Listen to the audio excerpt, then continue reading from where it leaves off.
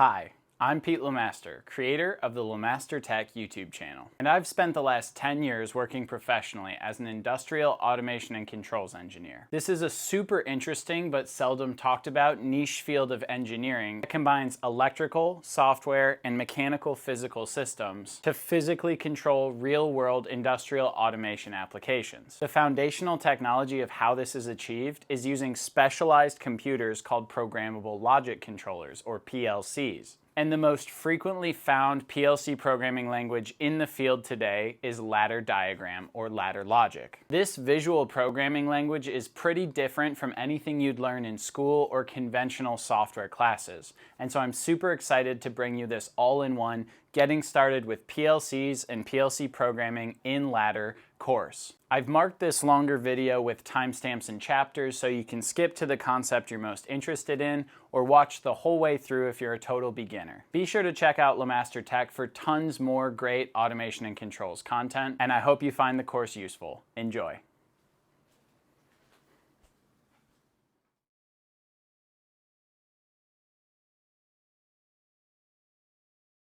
You may never have thought about it because it's one of those easy things to take for granted, but something told that traffic light on your drive to work today when to change from red to green. Similarly, every time you jump in an elevator, something is monitoring those buttons to see what floor you select and then controlling a motor's ramp and acceleration to get you safely to your destination. Likewise, almost every single product you can walk into a store and buy something off the shelf was assembled and packaged in a highly automated high-speed factory. The machines responsible for all of these calculations and controls going on in the background and making everyday life possible are called PLCs, or programmable logic controllers, like this one. And in today's video, I'm going to explain to you what they are and how they work. Basically, the entire world of controls and automation and robotics and hobby electronics boil down to inputs and outputs. Inputs are things about your environment, like the state of an actuator being extended or retracted, or volume, temperature, pressure, flow. And outputs are things that you can control to affect your environment, like a motor or a pump or a valve. There's a big need in industry to monitor inputs, make decisions or calculations based on that, as well as track things over time, like counters, variables, and statuses, and then use those decisions to control those outputs. If you've ever tinkered with an Arduino or a Raspberry Pi, you're probably pretty familiar with the basic concepts we just talked about. But in industry, you need something that is going to scan those inputs, make decisions about them in the exact same time, in a defined set amount of time, every time, and control outputs very repeatably and reliably. This is where the PLC, or programmable logic controller, comes in. And if you take one thing away from this video, it's keep this word in mind: determinism. The biggest difference between an industrial PLC or industrial PC and a standard Windows laptop or MacBook is the repeatability and determinism of the code that's running on those machines. Your Windows PC could stop to do something like garbage collection that could create inconsistencies in how it's processing logic. Your PLC will never do that. The way the code is written and compiled and the way the hardware is built is basically a promise that the inputs will be taken a snapshot of at the very beginning. It will process and execute the code in a known and repeatable way, and then it will make decisions about the states to control outputs to, repeatable in a way that is exactly defined. With this comes a bit of syntactic nuance and different programming languages even than conventional computer programming is done in. Because the entire field and the need for PLCs started as a need to replace these complicated, intricate relay circuits, the most common way you program these is with a language called ladder diagram, which actually looks more like an electrical circuit than a common programming language. And these PLCs are used absolutely everywhere: oil and gas, pharmaceutical, food and beverage, paper and wood products. It literally does not matter the industry. You pick one, PLCs are driving it. Theme parks and roller coasters, PLCs are driving them. Elevators and stoplights, PLCs are driving them. The need for a highly repeatable, deterministic machine is why the PLC is used everywhere. Some of the biggest industry manufacturers in this space are Siemens, Allen Bradley, ABB, Modicon, Schneider Electric, as well as some other manufacturers that make them for more focused, specialized purposes, often like Keyence, Mitsubishi, Panasonic, and Beckhoff. But that's enough of a high level. Let's go ahead and take a look at some practical examples of how these PLCs work. Okay, for the practical side of today's video, we're going to use a Siemens setup. setup. So I have a basic affordable Siemens PLC and their programming software open. That doesn't matter. What we're talking about today is how PLCs work. So regardless of what platform your job or your industry or your career takes you to, the stuff we're about to talk about is platform agnostic, okay? So I have a brand new PLC program open. There's no code running on my PLC. The only thing I've done in advance is I have 2 push buttons and an output light. So I have 2 digital inputs, on-off inputs, and 1 on-off output we can make reference to while we talk through some of these concepts. And then this main organization block is generated by Siemens and most PLC providers when you create a new PLC program. You can think of this as your main loop. So by default, every PLC has some master thing that it references while it's doing code and logic execution, and that's your main function. So typically, especially in larger PLC programs, you don't put any code inside main. All you do is you call the other functions that you want to have execute code. And I'm going to add a new block, call it a function, and I'll just say example function, okay? So this will be very simple. The way main typically works is you would have it execute the function example by calling it here. And then inside example, we can put that code back in there, which is start push button, light turns on. And we'll actually say when the start button is pressed, turn on the light. And when the stop button is pressed, you got it, turn off the light. And I'm not going to spend a bunch of time teaching the ladder logic that I'm writing here because I have tutorials on ladder programming on the channel already. I really want to focus on how PLCs work, okay? So to speak briefly about scan time, which is the most important concept in PLC programming, the way a PLC is going to execute is it's going to go to its main organization block and it's going to execute all code from top to bottom, left to right, just like you're reading a book, which means if I have a function here called example and I were to drop another function down here called example2, it's going to do everything in this example function before it does anything in example2. And it processes code in a deterministic way, like we said in the intro. It starts by taking a snapshot view of what all the inputs are currently showing, and then it executes all of the logic that lives on the PLC, and then it makes a decision about whether or not to change the state of outputs based on that. It's actually doing these steps in that defined order.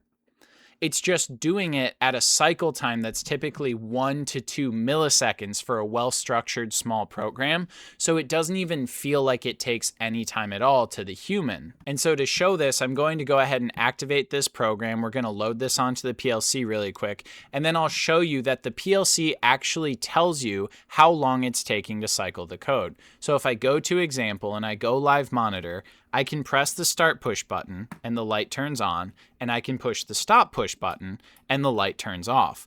And to me, it looks instantaneous. It looks like I pushed the button, the light turned on immediately. But that's because if we go to online and diagnostics and go to cycle time, the PLC is telling me, hey, I am running at 1 millisecond. Okay, I am doing an entire cycle processing everything I have on my PLC in 1 second. The longest cycle time it's had since booting up was 2 milliseconds. This is great, and this is very, very fast. For larger projects and complicated projects doing advanced math, it is normal to see these get up there to 8, 9, 10 milliseconds. You actually want to try to keep this number down by writing efficient code. Okay, so every major PLC manufacturer gives you some way like this to see your cycle time, and that's a good indicator of how your code is running, how burdened, how overloaded your PLC is. Now, hopefully that way we blocked it out of take a snapshot of your inputs, do all your evaluation logic, and then make decisions about what to do with your outputs makes sense as an overall structure how PLCs execute code to you. So let's take a little bit more of a look at what the reading top to bottom and left to right actually means practically. Let's go ahead back into example and let's put a few rungs of code in here that sort of conflict with each other, okay? Let's say if either push button is pressed, then I want the light to turn on. And if either push button is not pressed, then I want the light to turn off. And you can maybe see already where the conflict could come in. What about the case where one button is pressed and one button's released, okay? And so again, the way this code reads, even if you're not familiar with ladder, is if start push button or if stop push button. So my two buttons, if either of those are pressed, turn on the light. But the next rung of code is if not start push button or not stop push button, turn off the light. I'm gonna go ahead and put this on my PLC here, and we're gonna take a look at what that means. Okay, and you can see just when I go online to monitor it, neither of the push buttons are being pressed right now, so the light is off. Now I'm gonna push one of the push buttons. What do you think is gonna happen to the light? It doesn't turn on, okay? I can verify the light is off in the field, even though the coil right here is lit up green saying, hey, I'm trying to turn the light on. What's also happening is the other button's still not pressed, and so the light is still not turning on because this rung of code is getting executed after this piece of code, which means it's saying, all right, check network 1, oh, I should turn the light on. Check network 2, I should not turn the light on. And then at the end of processing all of this code, its final decision is do not turn the light on. If I hold both buttons down, now the light does turn on because it's start or stop and not stop and not start. So if I release both of them, the light goes back off. What's super interesting about this, and a really good explanation of what's going on here, is if I put this to not and not down here, and I put this to on or on up here, flip these around, now what I've done is I've changed the order of the two rungs. Exact same code, but now I've said if not start push button or not stop push button, the light should be off. But then I've said if start push button or stop push button, the light should be on.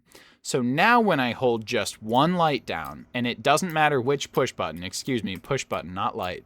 It doesn't matter which button I hold down, the light turns on in the field. I don't have to hold both of them down. What happened here is we changed the order that those rungs execute in. So we're saying even though these rungs are often in conflict with each other, where I have only one button pressed in, then whichever one comes later in my program is going to win. You can use this structure of left to right and top to bottom to your advantage as a programmer if you know what you're doing, but it can also create a lot of headaches where you'll have overwritten outputs if you don't know what you're doing. So frankly, a much cleaner way of structuring your code is find a way to only control outputs from one rung of code. If you want to make it to where start or stop turns the light on, don't have a different rung of code that turns the light off. Find a way to put all of the code that could control that output in one spot. All right, so hopefully that's a clear example of how this code processes top to bottom and left to right. Let's take a look at one more concept in the PLC, and that's the idea behind a cyclic interrupt. What if you want something that does not execute as fast as humanly possible that the PLC is continuously evaluating for? So it's usually generally considered pretty cool and useful that the PLC can process something every millisecond. Let's go ahead and delete that function and say we actually want something to be evaluated no faster than every half second. I can make a new organization block and call it cyclic interrupt. And this is slightly different in Allen Bradley. They do timed function blocks as well, but a little bit different to set up. Again, not a syntax lesson. And we're going to call this half second, okay? I'm going to go ahead and make this, and now I have a new organization block that's only going to be evaluated every 500 milliseconds. So now I can say, let's just simplify and say when the start button is pressed, turn my light on. Alrighty? And so what's pretty cool about this one, we're going to see when I download it, is I can now click the start push button and the light won't turn on. I'm able to click it fast enough that the light won't always turn on. Likewise, when I hold it down and the light does turn on, I let go of the button and there's a time delay before the light turns back off. So I go ahead and click the button. The light does not turn on because I'm clicking it in much less than 500 milliseconds, and it's only evaluating this rung once every 500 milliseconds. But if I hold it down for a half second, then the light does turn on. And if I release it, there's a little period of time where the light stays on because it only detects at its next 500 millisecond cliff that the button has been released. One important note about these is it doesn't mean that there will always be a half-second delay between me pressing the button and the light turning on, or always be a half-second delay between me releasing the button and the light turning off, because I could be triggering that button anywhere in that 500 millisecond window. Likewise, I could be releasing the button anywhere in the 500 millisecond window. So if I happen to be pushing the button and the code is about to scan the next millisecond, it will still look pretty much simultaneous when it turns on, but it could take up to a half a second. Again, there are actual PLC programming tutorials on my channel. You can check those out if you're interested in learning more. The most important thing to retain from this video, so I'm repeating it at the end, is PLCs are deterministic. They give you an exact way to know how your logic is going to behave and behave every time repeatably and reliably. They're deterministic, they're time-bound, they scan left to right and top to bottom. They take a snapshot of the inputs, they move it into an image table, they then compute all of their internal logic based on those inputs and variables, and then they make decisions about what outputs to change accordingly based on those inputs in a scan. Hopefully this didn't get too in the weeds and you found it useful and you found it interesting and you want to go to LeMaster Tech, like the video, subscribe to the channel, and learn more about the world of controls and automation. Thanks for watching. Let me know if you have any questions in the comments below or what you want to see next on the channel. Thanks for watching and see you next time. Bye.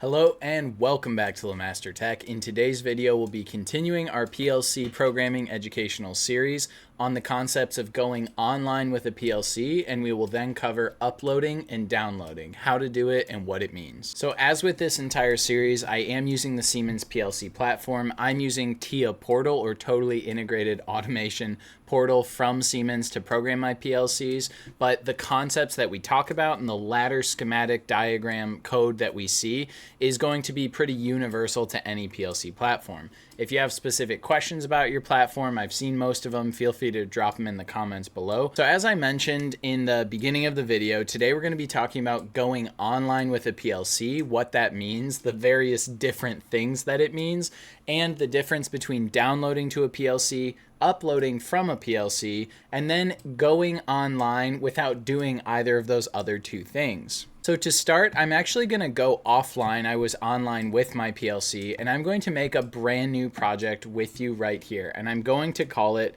Tutorial Online. And I'm going to create that project with you. I'm going to save the current project because that'll close out, but that doesn't matter. You could be connecting to a PLC for the first time right now, and you have nothing online. Now, Siemens actually has a really nice feature. Some other platforms do have it in a way. I believe Studio 5000 by Alan Bradley, as well as the Beckhoff TwinCat platform, all have ways to detect a PLC that you're connected to. So in terms of my computer, I know it's physically connected to a CPU 1214C Siemens S7-1200 PLC. Don't worry about the specifics of what I just said. The really cool thing about TIA Portal is it actually gives you a way to browse available devices, but even if it didn't, Rockwell has RS links, TwinCat has the router, ADS router configuration tool, Beckhoff does, and then every other PLC platform that I've worked on, Mitsubishi, Omron, they have some way to basically enter an IP address and discover a PLC there. Older platforms, you may have to connect with a serial cable and use serial like RS-232 or RS-485, but we're going to assume you have a PLC that you can access via Ethernet. Let's take a look at how we can go online with this PLC without even having a backup of the program. I will say this all gets a lot easier to go online with a device if you do have a backup of the PLC program, but a lot of times, assuming it's not super locked down with passwords and restrictions, you can actually just get a lot of information about the PLC right off the PLC. So in the top, I'm going going to go to online. And almost every PLC IDE has some version of go online menu, and we can upload the device as a new station, hardware and software. So we point at our Ethernet adapter and we hit start search, and it actually is just browsing its Ethernet connections for any discoverable device on the same VLAN or virtual network as our computer, and it does discover the PLC, which has an IP of 420.69.169. Nice. We're going to hit upload and see if it works. Now, if this was a system you got from a vendor or a system that's been in a factory forever and you just inherited the role as person responsible for it, there may be usernames, passwords, credentials that you have to enter there to be able to upload it. But honestly, most PLC programmers don't prefer to do it that way. So there's a decent chance you'll be able to upload any PLC that you connect to just as a new device. And that's pretty cool because now we have the program blocks which show the code for it. So I can go to main and I can see, oh, there's a routine called increment running on this PLC. And actually, if I look at what my PLC is doing, the digital output lights are incrementing one at a time on the front of the PLC, which tells me I should look at this routine increment. And so you notice this button at the top of TIA Portal says go online now because there's a PLC with an IP address added to our device. So if I hit go online, TIA Portal specifically has a few different color styles and icons. They're a little different from Studio 5000, a little different from TwinCat and Omron and Mitsubishi, but generally speaking, every PLC platform has some way of going online, some indication that you've successfully gone online, and then some tool. In the case of Siemens, it's these glasses with the little play button for live monitoring. And live monitoring the code is really useful because it shows you what's going on. I can look at this little routine and I see that there's this bit go, and as long as go is active, I have this count variable that's just counting 0 to 9. And again, this correlates exactly to what I'm seeing on the PLC. So generally speaking, when you go online with a PLC, you don't always have to upload or download, but it's more of a live viewing environment. If you have a backup of the PLC, so now that I have this code, I'm going to go ahead and save it. And if I close TIA Portal out completely and then reopen it and then go back to my tutorial online file, because now I have a file that stored all that information about our PLC and the code that we pulled off of the PLC by uploading, and I'm able to just go in here and immediately hit the go online button. If I didn't have the go online button, you can usually use extended go online, or older versions of Allen Bradley PLCs had who active go online, where you can check for available IP addresses and devices, and you can see all the devices available to you that you're connected to through a variety of drivers, whether it's serial, Ethernet, Profinet, whatever. And then you can check for your device, see if it's connected, and then go online that way as well. Okay, and we can once again see that we're online. We can get back into the increment code and we can live monitor it. And again, the thing to speed recap what we've done so far is uploading generally refers to pulling the code off of the controller into a file on your computer that you can read. Going online is generally just thought of as live connecting to the device for monitoring of status. So there's going online and there's uploading. Now let's talk about downloading. And downloading, bold letters, is the dangerous thing to be very careful about doing, because downloading is what you do when you change the code on the controller. So let's say, and I've already prepared it, but let's say I have a different routine called flip-flop that's not going to increment one light at a time. It's just going to turn half my outputs on and then the other half of the outputs on, like a flip-flop circuit. Very similar to increment, but all I have to do to make that happen is I have to go to main, and then I need to say, well, main, which is sort of my like master routine that calls all the sub functions. Now I want main to call flip-flop and not increment. And you can see that even though I've done this while online, I get this indication from Siemens. Allen Bradley shows unaccepted changes in a different way. So does every platform. And now if I want to download to the controller, I can hit the down arrow. I can go to online and I can hit the download to device button. And you have to be very careful when you do downloads, because normally a PLC is not in a nice clean bench setup like I have it here. It's usually in an industrial control cabinet, and it's usually controlling real world outputs, and you're immediately changing how they will react. So most of the time before you download to a controller, you want to power that device into a completely safe and idle state. But what you can see is now that it's gone solid green again, and now if I go back to flip-flop, I can just see the counter jumping back and forth between the two count variables that I have set up. So the flip-flop is working really well. Now that I've gotten rid of increment, if I turn this one on, you'll see that it's all grayed out because nothing's calling it. It's not a live function anymore. Okay, and then you also don't have to do downloads exactly the way I did, where you do them online. You can go fully offline and you can change something about the code. Like right now it's changing between position 1 and position 2 every 1 second. I could change this to just a hard-coded like 5 seconds, and I can download, and I'm completely offline right now. I can download without being online. Those two do not have to be the same thing, but it can be very helpful to do online downloads anytime you're not changing physical hardware, because you're acutely aware of the current state of the device, and you can immediately monitor how it changes when it changes.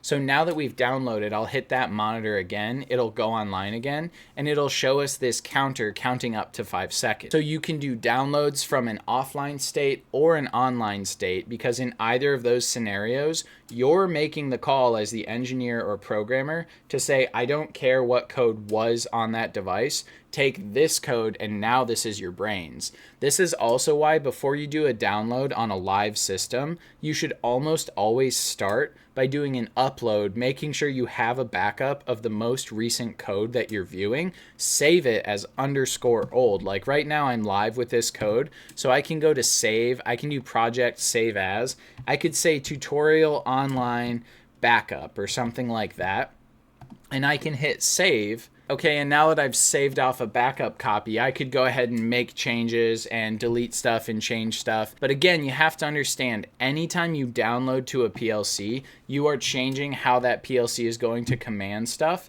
And so you need to be incredibly careful. You need to make sure production is aware of any changes that you're making. And downloading is the thing that you want to be extremely trained to be able to do. Or you have a nice bench environment and it's relatively safe to F around and find out, as they say. So again, uploading is pulling code off of a PLC. It's generally thought of as quite safe. It's a good way to get a backup. It's a good way to make sure that you have a recent version of whatever code is running on your device. Going online is live monitoring your code. It doesn't necessarily refer to making changes. There are ways to go online with like a maintenance copy of programming software that is read-only, so you can't even make changes. And that's a really great tool for like maintenance sometimes and support technicians and folks who don't write code, but they need to understand what's happening. And then download is the big, careful, safe, you're pushing changes to the controller, so you really need to be aware of what you're doing. So I hope that all made sense. Again, even if you don't program in TIA Portal with the Siemens platform, these concepts are quite universal. So I hope you found it useful. Let me know in the comments below if you have any questions about what you saw in this video today. And let me know what programming or automation and controls concepts you want to see next on the channel. Thanks for watching and see you next time. Bye.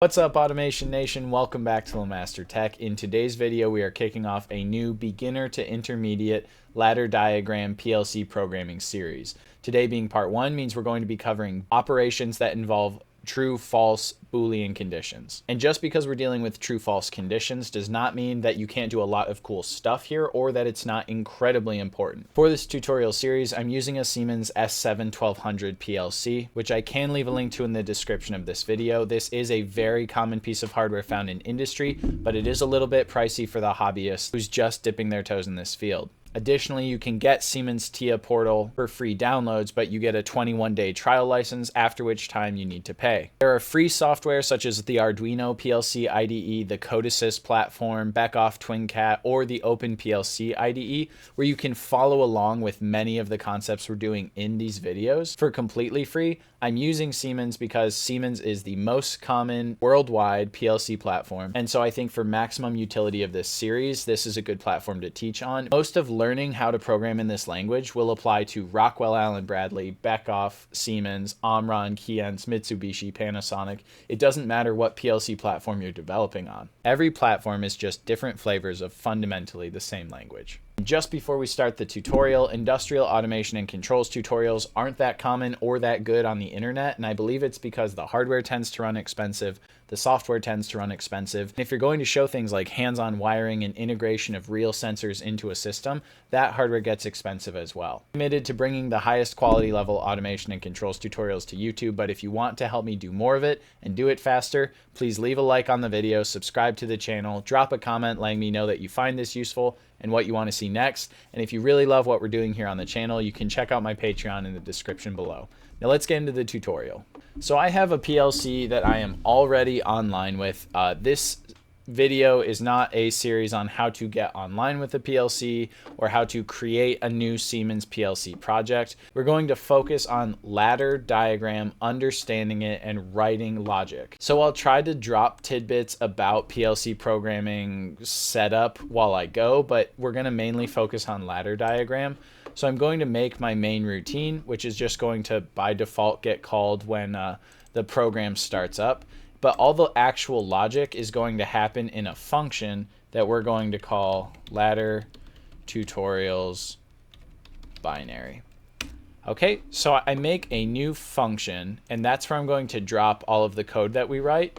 But one tidbit about PLCs in general is you typically have to call your routines from a main routine or they won't get triggered. So this is basically in any form of programming, you have your if name equals main kind of condition, checking if you're in the main routine, and then you call all the sub functions that you want to scan. So we're going to write all of our code here in ladder tutorials binary, but we added it to the main just to get out in front of that. Now to talk about the physical setup that we're going to use here, I'm going to create 2 tags for input hand switches and then 4 outputs for lights. So I'm going to say hand switch 1 and hand switch 2 are going to be address input 0.0 and 0.1. And they might be mad because I've previously used this PLC, but once I download it'll just work. And one thing, depending on the platform you're on, again, how you define your inputs and outputs does vary. But in general, they're all pretty similar in the sense that you need to find where your hardware input and output tags, which on Allen Bradley, you'll have I's and O's. On Siemens, most of the European and international standard, O's look a lot like zeros. Well, they also do in the US. So they've decided to use Q's instead of O's. So for outputs, you have Q 0.0 referring to the first relay output on the front of my PLC. And we'll check out my hardware in just a minute so that everything we're doing in this tutorial makes sense when you see the outcome. But I do think if you're just following along to understand the ladder logic, you're still going to take a lot away from this series. So I'm just going to go through there quickly, and I use the first 4 outputs on my PLC to be 4 output lights, and I use the 2 hand switches to be 2 inputs. And I'm going to download this to the PLC. And again, I think we could actually fill like a whole tutorial episode on what compiling is, what downloading is, what uploading is, how to go online, how to go offline. I want to focus on the ladder in this one and the actual PLC programming, which we still haven't started doing. So just drop a comment if you have questions and if you think a specific concept would be useful for a future video. Now, like I said, we're going to do binary operations in this video, which means we're going to look at all the true or false things, and not really all of them, the most common and most important ones that you need in PLC programming. So we're going to start with a normally open contact. Okay, and again, per PLC platform, they may call this something different, but the origin of ladder is basically they used a lot of the visual tools that show up in electrical schematics and relay logic. So on a relay where a thin strip of metal switches back and forth between one contact and another based on an electrically isolated signal on the other side of a coil, on that relay, you have a common wire switching between normally open and normally closed. And so in ladder, you basically have normally open and normally closed contacts. The same visual, except it's a software block now. If you come from a programming background, or it's easier for you to think of it this way, this is basically an if statement. You're checking if a condition equals 1. So we could say if hand switch 1 is true, then ladder is kind of naturally then. So just the nature of this PLC branch existing is us saying, hey, energy, if you want to think of it this way, electricity comes in on the left side of your screen, checks if hand switch 1 is equal to 1.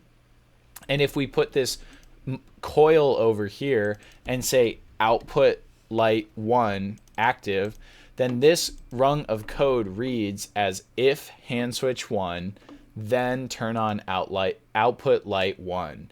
But it also implicitly has a second condition in here, which is if not hand switch 1, then turn off output light 1. That's something special about these momentary coils here. Every PLC platform has this distinction between a momentary only energized when the left side is true versus set and reset, or in Rockwell it's called latch and unlatch, OTU and OTL. In Siemens it's set to turn it to 1 and then reset to turn it to 0. That's more like a light switch. This energize only while true is more like a momentary push button where you have to be holding that button in the whole time for a light to be on.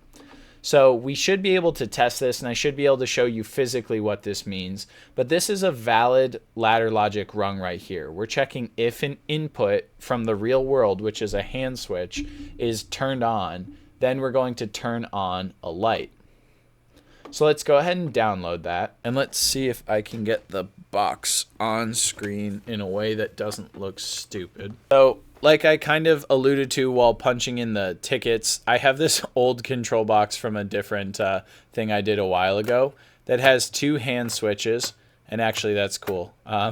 So the second switch does nothing. I have 4 lights up top. I don't even remember which wire I put into which one, but when I turn hand switch 1 on, you can see the LED on this light turns on, and if I turn it off, it turns off. Now I should have had something here, which is the glasses and the monitoring. Every major PLC platform has a version of this. They have live monitoring, which is you can see the energy coming in here and it's lit up green, and then you can see with the dashed line where energy, code energy, processing power has not processed because the hand switch is not turned on. But if I turn the hand switch on, you can see the energy gets to the output light. Now, energy, as I'm using it, is basically code saying it's true, so you should do thing. That is not fundamentally the same as 24 volts or 120 volts or any other amount of power. That's because inputs and outputs vary wildly in industry based on the need, based on what you're hooking up to them. And so it's very important in automation and controls that you know your hardware and you know your use case. For that reason, despite the fact we've only written one very basic line of ladder logic, I want to take a pause and explain the wiring of my system. Okay, on a piece of DIN rail, I have a 24 volt power supply, which is taking wall outlet in, and it's transforming 120 volts into 24 volts DC. From there, my PLC is powered with 24 volts DC, and I run 0 volts DC down to the line on the relay outputs. I'll talk about that in just a second, but it's easier to talk about the hand switch first. So in my control box, both of my hand switches just are, think of them as a strip of metal that's either not making contact with the terminal or making contact with the terminal, depending on the state of the switch. And so I have two inputs coming back to my PLC that are either connected to 24 volts or connected to nothing based on the state of the hand switch. So that's how I read a 1 or a 0 from those two hand switches. The thing that might be less intuitive is I'm actually connecting the outputs when I turn them on or turn them off to 0 volts DC to get the lights to turn on or turn off, because I have the positive wire of all of my lights directly connected to 24 volts DC. But when the outputs are not active, I've created an open wire condition because these are relay outputs. So I was talking a little bit earlier about the idea of a relay, which is some electromechanical piece of equipment that makes contact or breaks contact between two terminals. For a light to turn on, both the positive terminal and the negative terminal have to be connected to create an electrically continuous loop. So just by having a relay output not active, that means this red wire, for example, will not make contact with 0 volts DC. It won't be able to complete the loop and the light won't turn on. But then when it is active, this red wire basically pulls in and makes contact with 0 volts DC. Power can flow through that light and the light turns on, which is why an output being energized in our PLC program is not the exact same thing as us turning voltage on, if that makes sense. It's important to understand in automation and controls, you're writing code that controls the real world. 1 does not always equal 24 volts. 0 does not always equal 0 volts. So I apologize for the segue into the real world, but frankly, if you learn about ladder logic programming and you don't learn about the sensors and inputs and outputs that you're controlling, you have half of a skill. Okay, so now armed kind of with this basic input and basic output condition, let's do a very quick example of how to use both of these hand switches to control all 4 of the lights in kind of an interesting state. So let's say when both hand switches are off, that we want the first light to turn on. And then we'll say when we're going to basically do the logic gates that you do in college if you have a microcontroller class. And then we're going to say when hand switch 1 is on and hand switch 2 is off, that'll be the condition that'll turn output light 2 on. And then we're going to say when 2 is on and 1 is off, that'll be what turns 3 on. And then, hey, if they're both on, let's go ahead and turn 4 on.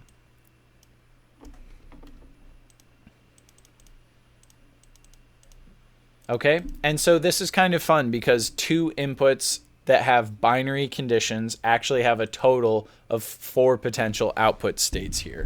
So if I grab the box again, I don't know why I keep putting it behind me. If I grab the box again and I download this code to the PLC. All right, so right now with both hand switches off, I can't do bottom left or right now. So right now with both hand switches off, this light is on. If I turn 1 on, I get the second light. If I turn the other one on, I get the third light. And then what condition haven't I had yet? This one? Yep, I get the 4th light. Okay, so there you can see our code in action. You can see that there's 4 total possible combinations of these hand switches being on or off. And we have them controlling the 4 different lights based on that. So this is really an excellent first dive into binary ladder logic programming. If you understand these momentary outputs, I do want to reiterate the thing that is happening with these momentary conditions is you're saying as long as the conditions to the left of this coil are true, then this coil is going to be energized. But the second these conditions are not true, that coil falls to de-energized. So you basically have an if-else statement in the same line of code. You have if hand switch 1 and 2 are off, then turn on light 1, but you also have the statement of if hand switch 1 or hand switch 2 is on, then turn off output light 1. That's the nature of these coils. So our next practical example is, what if I don't want that to be the case? What if I want something that triggers something to turn on, but I don't want the second that condition goes away to turn off? So what if I said I want when hand switch 1 turns on, right? This condition that we've talked about. I want that to turn on output light 1, but I want it to stay on even if I turn hand switch 1 back off. That is when we want to use this set bit that we talked about before. So in this case, if I just go ahead and download this real quick, in this case, and don't mind that a light is still on from our previous example, if I turn the hand switch on, output light 1 turns on. And even now, if I turn hand switch 1 back off, output light 1 stays on. And that's because I set it on, but until something resets it off, it's going to stay energized, kind of like that blue light is energized because nothing turned it off after I deleted the code. The partner condition to that, obviously, like we've said, is a reset block. And what's cool is I can have it tied to a completely different input. So I can say, hey, hand switch 2 is going to be what turns off output light 1. So now that you can see these two conditions, you can see hand switch 1 letting me turn on the light, and hand switch 1 can turn back off, and the light stays on, but hand switch 2 will turn off the light. And what's interesting is if they're both on, here you actually see an interesting dynamic of PLC programming, which is PLCs read top to bottom and left to right, just like you're reading a book. So even though both hand switches are on, it's getting set, and then on the very next rung, it's getting reset. So by the time the PLC finishes a cycle of processing, it just sees that the tag is off, because in the same rung, it gets turned on and then turned off in the same network. So for example, if the top line had the R and then the bottom line had the S, that light would have been turning on with both hand switches on. So that's just a useful PLC programming nugget to know about. So we're making really tremendous progress in a very small amount of time, and hopefully you're learning a lot and finding this very useful. Let's combine these set and reset conditions with one more super useful binary function, which is one-shots. So this block, if, and this counterpart block, if not, are looking at a binary condition continuously. So they continue evaluating and they continue processing over and over and over again. So every time this hand switch is off, I'm trying to set the light to turn on. And every time this hand switch is on, I'm trying to tell that hand switch to turn back off. But what if I want when a switch gets turned on, I want to try to turn on the light once and then move on with my day? Well, that's when you want something called a one-shot. In Allen Bradley and Rockwell, you type in ONS and a special character called a one-shot pops up. In Siemens and many European and Asian vendors, they have rising edge and falling edge momentary triggers. So this is P for positive edge trigger. But if I look at the positive edge trigger of the hand switch, I now have to give it a second tag, which is the memory. So an interesting thing about the PLC is it can only track statuses over time if it has somewhere to put that status over time. So every scan of the PLC, it's live evaluating the input for whether it's true or false, but it needs a new tag to basically put the state of the hand switch in memory.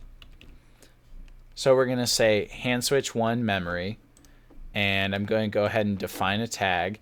And this is a Siemens function, but all PLCs sort of have inputs, outputs, and then they can do program tags or local tags or global memory tags, which are taking a permanent memory address. So similar to the I's for inputs and Q's for outputs, you can use M's for memory tags that are internal logic tags. For small systems, things that you're writing on like an RS Logix 500 system or a Siemens S7-1200, it's totally fine to use memory tags. If you're doing really large systems with complicated functions, you usually want to be looking at using databases for more of your memory. But anyways, this tag HS1mem is going to be the bit that tracks the last state of the hand switch, so we know if it was a rising edge trigger or not. So now if I say on positive edge for hand switch 1 and for falling edge, negative edge for hand switch 2, and I give HS2mem its own tag, I have caps lock on, and I give that its own tag as well, global memory, define. Now what we'll see when I get my box out, and let's use output light 2 just so I can get that blue light to turn off finally. So now what you can see is when I turn on switch 1, it turns on, and when I turn on switch 2, it stays on because we're waiting for the negative edge of switch 2. So if I turn switch 2 back off, the light turns back off. But now what's cool is even though light 2 is off, and you can see that the switch up top still says true, if I trigger it again with switch 2 off, the light still turns on because I'm only evaluating that line once. It's a one shot that happens when that condition is met. So you can think of this in a process where someone hits a start button. You might check to see if the system is healthy to start up a bunch of pumps and things like that. But you usually wouldn't want to like trigger a start condition when that button is pressed momentarily that is locked into place so that if 2 hours later the process clears and is ready to start running, stuff starts running. So you might only want to evaluate something once when a condition is true and then stop evaluating it until that condition happens again. So every time I turn on a hand switch, I turn the light on, but then every time this switch turns off, it turns off. This is also how you get around some of those race conditions where you could have two things that turn something on or two things that turn something off. And so if you use positive and negative rising edge bits, you have a way of handling that. Okay, so that was a action-packed introduction to binary ladder logic, ladder diagram programming.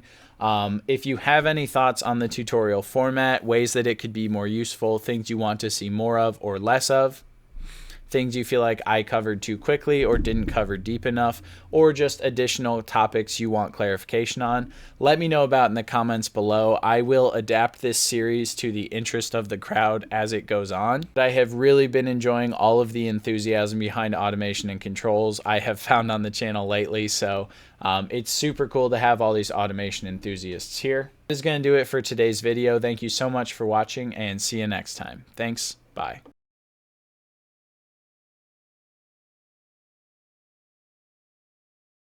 What's up, Automation Nation? Welcome back to LeMaster Tech, and in today's video we're going to continue our tutorial series on ladder diagram, basic ladder programming for automation and controls engineering. Today we're going to be looking at the most common types of timers and counters used in PLC programming. We're going to look at TONs, which are timer on delay, TOF, which is timer off delay, TONR, which is often also abbreviated RTO or retentive timer in other platforms.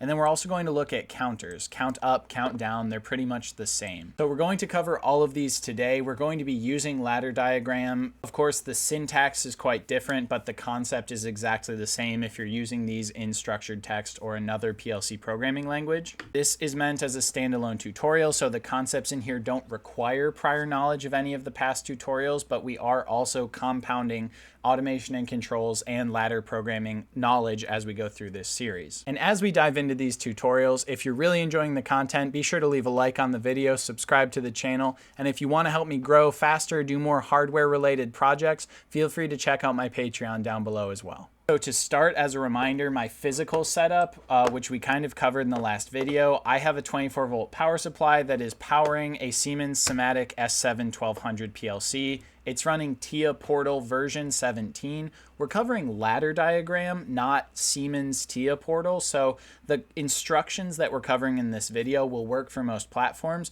but that's what I'm using. And then for demonstration purposes, I have a control box with 2 hand switches and 4 output lights that are going to be used for the examples in this video.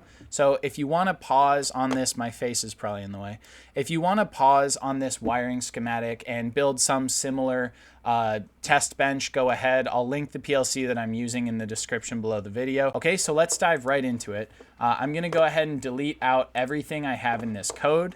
Okay, so I've got all functional code out of this program. The only thing we're calling in main is the ladder tutorials binary function, which is what we're programming here, and it has no code in it. And then if I show all the PLC tags, all I have are my 4 output tags for my lights and my 2 input tags for my hand switches. I added those in the last video if you're curious, but there's nothing on this PLC. So now let's dive into the timer. And we're going to drop the empty box function in here, and we're just going to start with a TON. The TON is timer on delay. It is the most common timer, and honestly, you can do almost everything you need to do in code with this. So we'll call it example TON. Let's do EX all caps just because I'm crazy like that. We're going to do an example timer on delay here, okay? And it's kind of nice. It populates with the 4 parameters you need to know about for timers. There's on what condition do we want this timer to start? That's this in. Some platforms will call that EN for enable. Some platforms will have IN for input, but they're sort of universally on what conditions do you want to start the timer.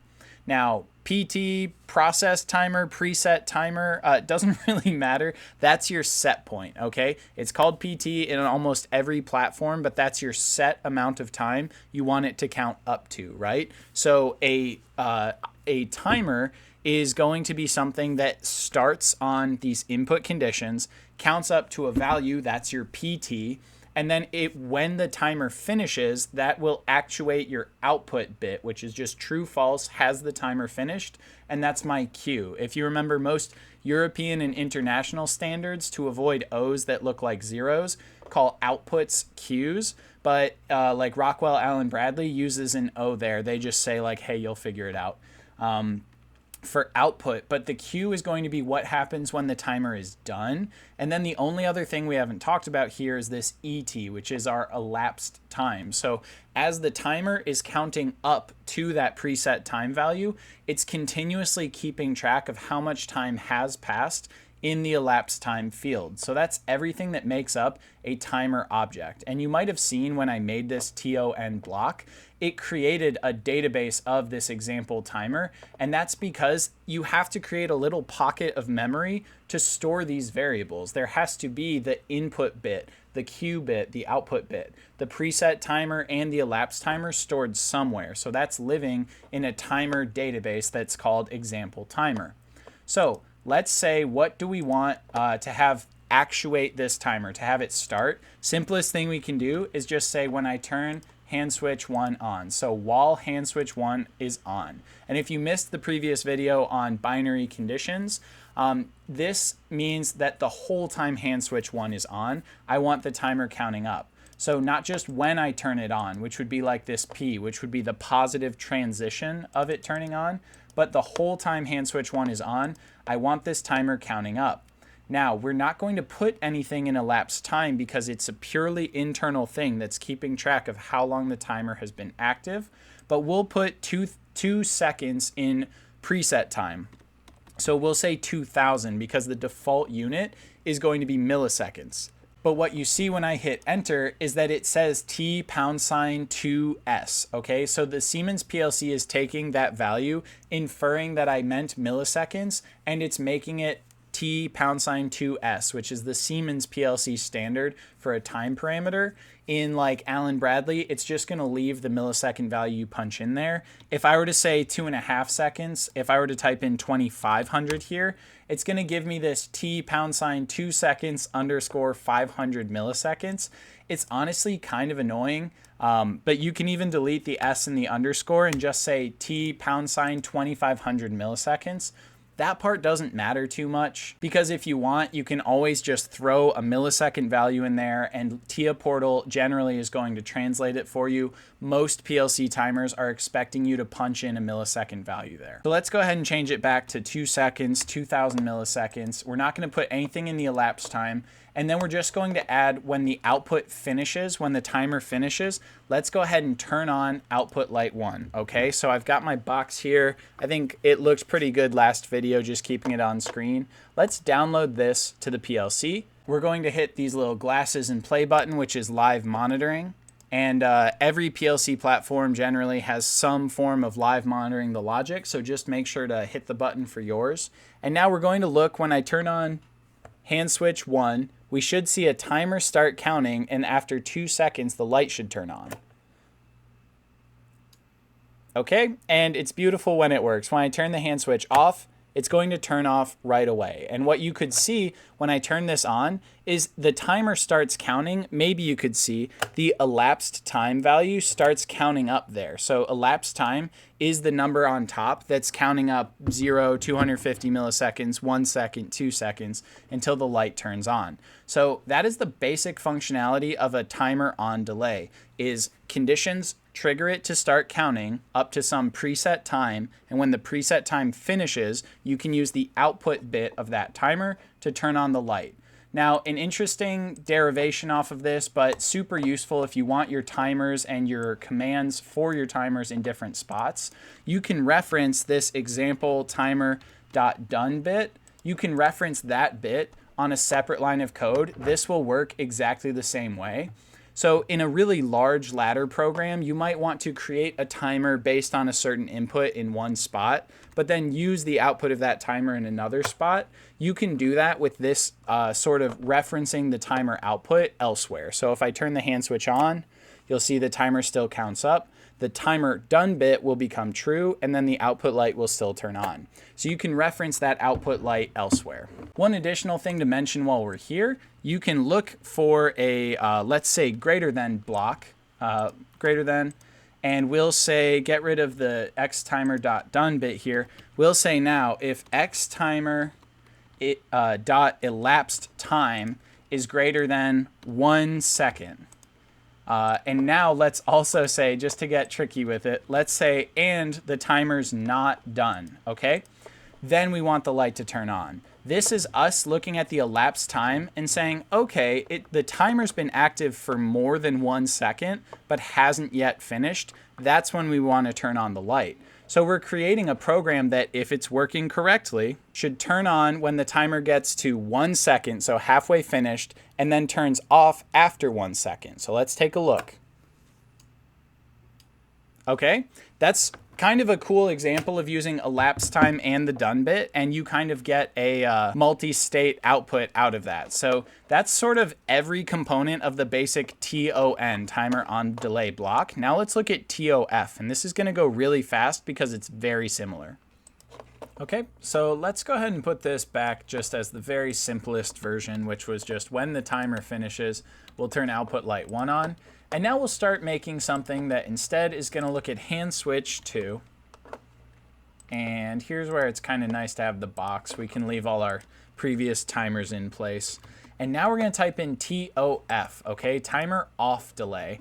And we'll do example TOF, okay, TOF though, timer off delay. And similarly, but to show that it's different, we'll make this one 3000, okay? So we'll make this 3 seconds. It has the exact same preset time, elapsed time, and queue. It is still a timer block. It has all of the same values, inputs and outputs, and variables as the TON. It's a timer block. Main difference between the TON and the TOF is that this output will become true as soon as the input conditions are true, regardless of how long the preset time is, but they will stay active for a period of time after the input conditions are active and then go away after that timer. So timer off delay means outputs energize immediately when the input conditions are true, and then the output is retained for a period of time afterwards. So timer off delay. Let's go ahead and send this one that's going to turn on output light 2, just so you guys can see exactly what that looks like. Okay, so I'm going to go ahead and trigger output hand switch 2, and you can see the light turns on immediately. And now I'm going to turn hand switch 2 off, and now you can see the elapsed time starts counting up, and 3 seconds later, output light 2 turns off. So if we were going to do something like we did a little bit earlier, which was use the elapsed time. So if we do greater than, and we use the elapsed time on our example TOF, example TOF dot elapsed time, and we say that when it's greater than 1500, then we want to turn, let's use output light 3 so we can leave output light 2 exactly how it is.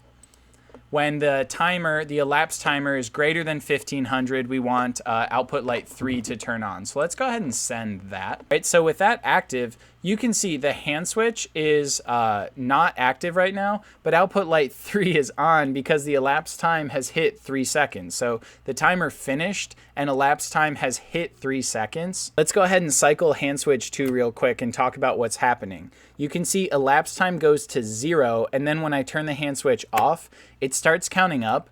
It gets above 1500 and then it stays on. So what you would actually want to do in this case is, rather than looking for elapsed time greater than 1500 seconds, we'd want to look at it elapsed time less than 1500 seconds. This is what'll mean when the timer starts counting, which means at the point the input conditions have fallen false, after half of that countdown, that's when the light will turn on. So let's go ahead and trigger hand switch 2 again. And here you can see both lights turn on at the same time. And they're gonna stay on because elapsed time stays 0 the whole time the input conditions are true. And then when I trigger it off, you can see the timer starts counting up. When I hit 15 seconds, the red light goes away, or maybe you can't because I moved the box out of the way. But you get the idea. The interesting thing here is elapsed time is 0 the whole time that timer is energized because it's not counting. It's just saying the input conditions are currently true, therefore my output is currently true, and my elapsed time is 0. And then once the sort of falling edge of the input conditions are detected, the timer starts counting up, and that's when elapsed time starts trending towards preset time. And once elapsed time hits preset time, it stays at or just above preset time and output stays false. So TOF is kind of a count for a certain period of time after a condition has become false. TON is sort of wait for a trigger and then count up a period of time. All right, so let's move on from the TOF and look at what could really be considered kind of the third type of timer, the only other kind of timer really, which is a retentive timer, all right? Let's go ahead, and this in Siemens is a TONR. In Allen Bradley, it's RTO, or retentive timer. So we'll call it Tonner example.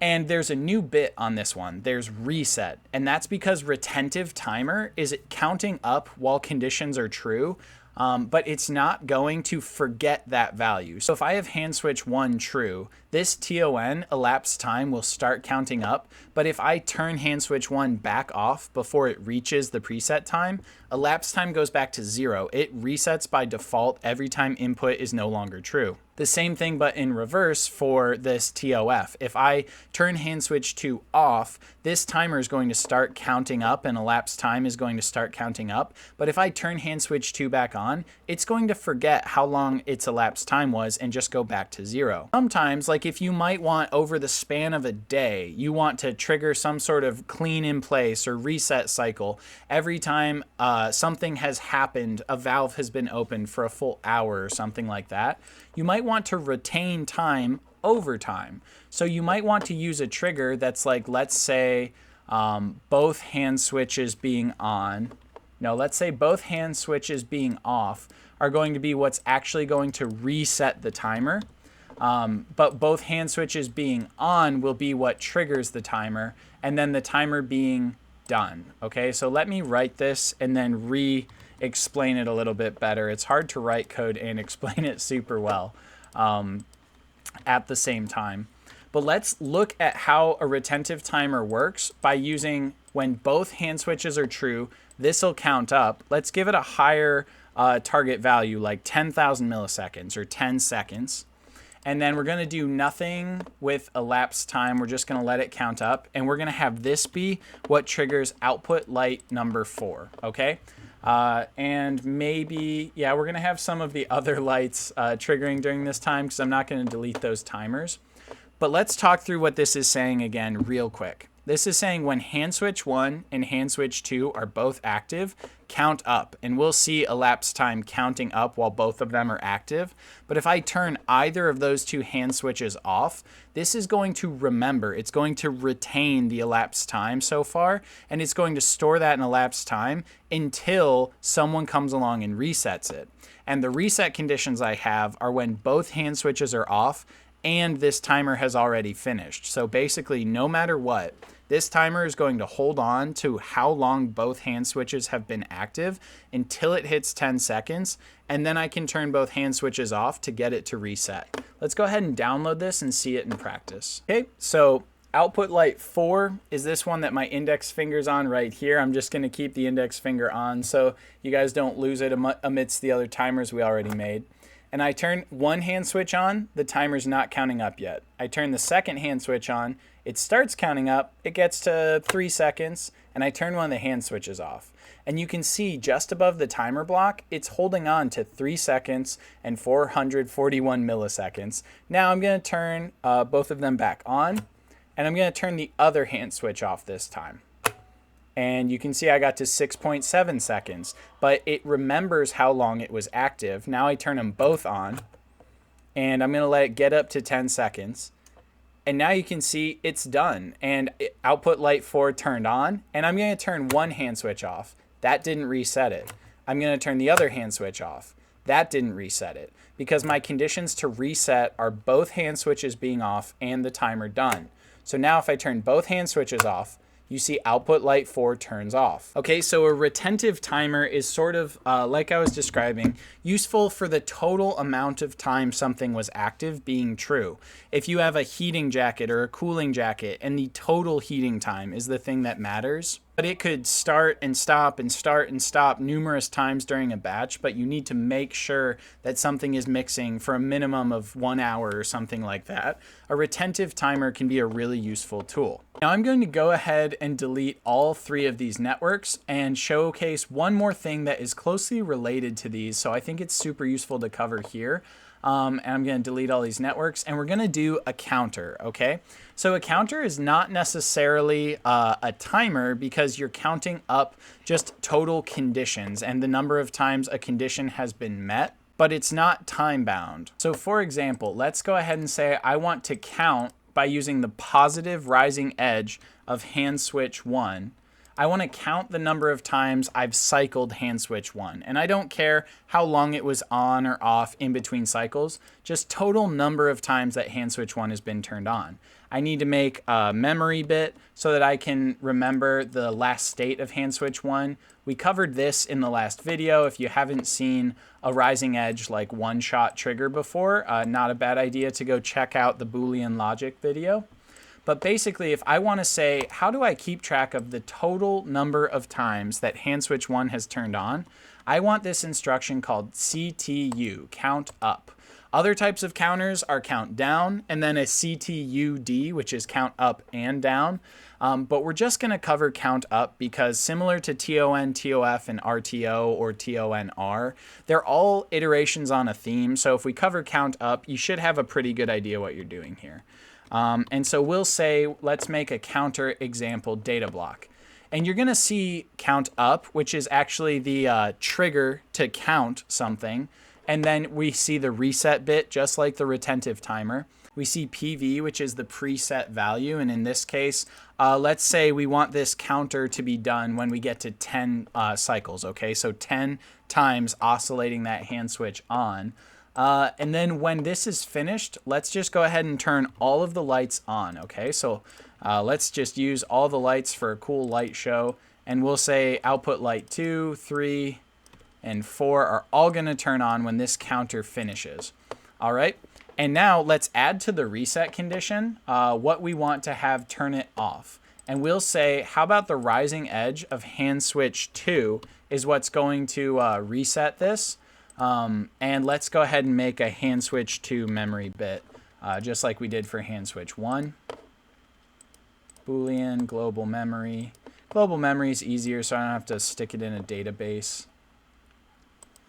And let's go ahead and say that I only want the rising edge of hand switch 2 to reset my counter if the counter has also finished, okay? So this one, totally optional. You don't have to add this bit for this to work. It would work just by looking at hand switch 2. But I'm going to say I don't want to reset this counter unless it's finished. No matter what, I want to keep track of how many times this has occurred.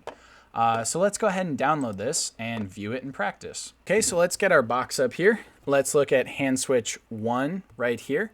And let's start cycling it. All right, I turn it on. There's the positive edge, and you can see the value of my counter turned to 1. I turn it back off. Doing hand switch 2 does nothing because the counter hasn't finished. But now if I get to 2, 3, 4, 5, 6, 7, 8, 9. Okay. The next high transition of this hand switch is going to complete the counter because you can see it got to its target value. Now it's at 10 and all 4 of the lights turned on. What's cool about the count up block is it's actually going to keep counting even though it's already finished. So you can use counters to just track total number of times something has happened and not worry too much about that PV value where you're like, I don't actually have a target finish in mind. I'm just generally curious how often this valve is cycling or things like that. You can use a counter just to track number of strokes. Okay, but now let's say even with hand switch 1 in the true position, which is obviously the signal to count up, if I make hand switch 2 now, oh, it's not going to reset it because I used the wrong bit. Rather than using done, I used count up, which is a trigger that is not going to be helpful. So we're going to use QU, which means output count up has finished. I used count up, which is only true for 1 cycle when the rising edge of hand switch 1 is true. PLCs are fast enough that there's no way I was going to get that to work. So this is the output bit saying count up is true, and you can see it's already highlighted green because we're well above the set point of 10. So I'm going to go ahead and trigger hand switch 2 on again. Where's the box? There it is. And you can see all my lights turn off. Okay? So count up is very similar to a timer, but it's not time bound. It's sort of conditional bound, but it's super useful to include timers in counters. Okay, so I know these are action-packed tutorials. It's impossible to cover any of these instructions in every possible use case, but I think we're building a really excellent skill set and fundamental understanding of ladder as we go through these. I hope you found this useful. Drop in the comments any questions that you might have and what you'd like to see next on the channel. I hope you've been finding them useful. If you really love the channel, consider leaving a like on the video, subscribing to the channel. My Patreon is down below. And as always, thank you for watching and see you next time.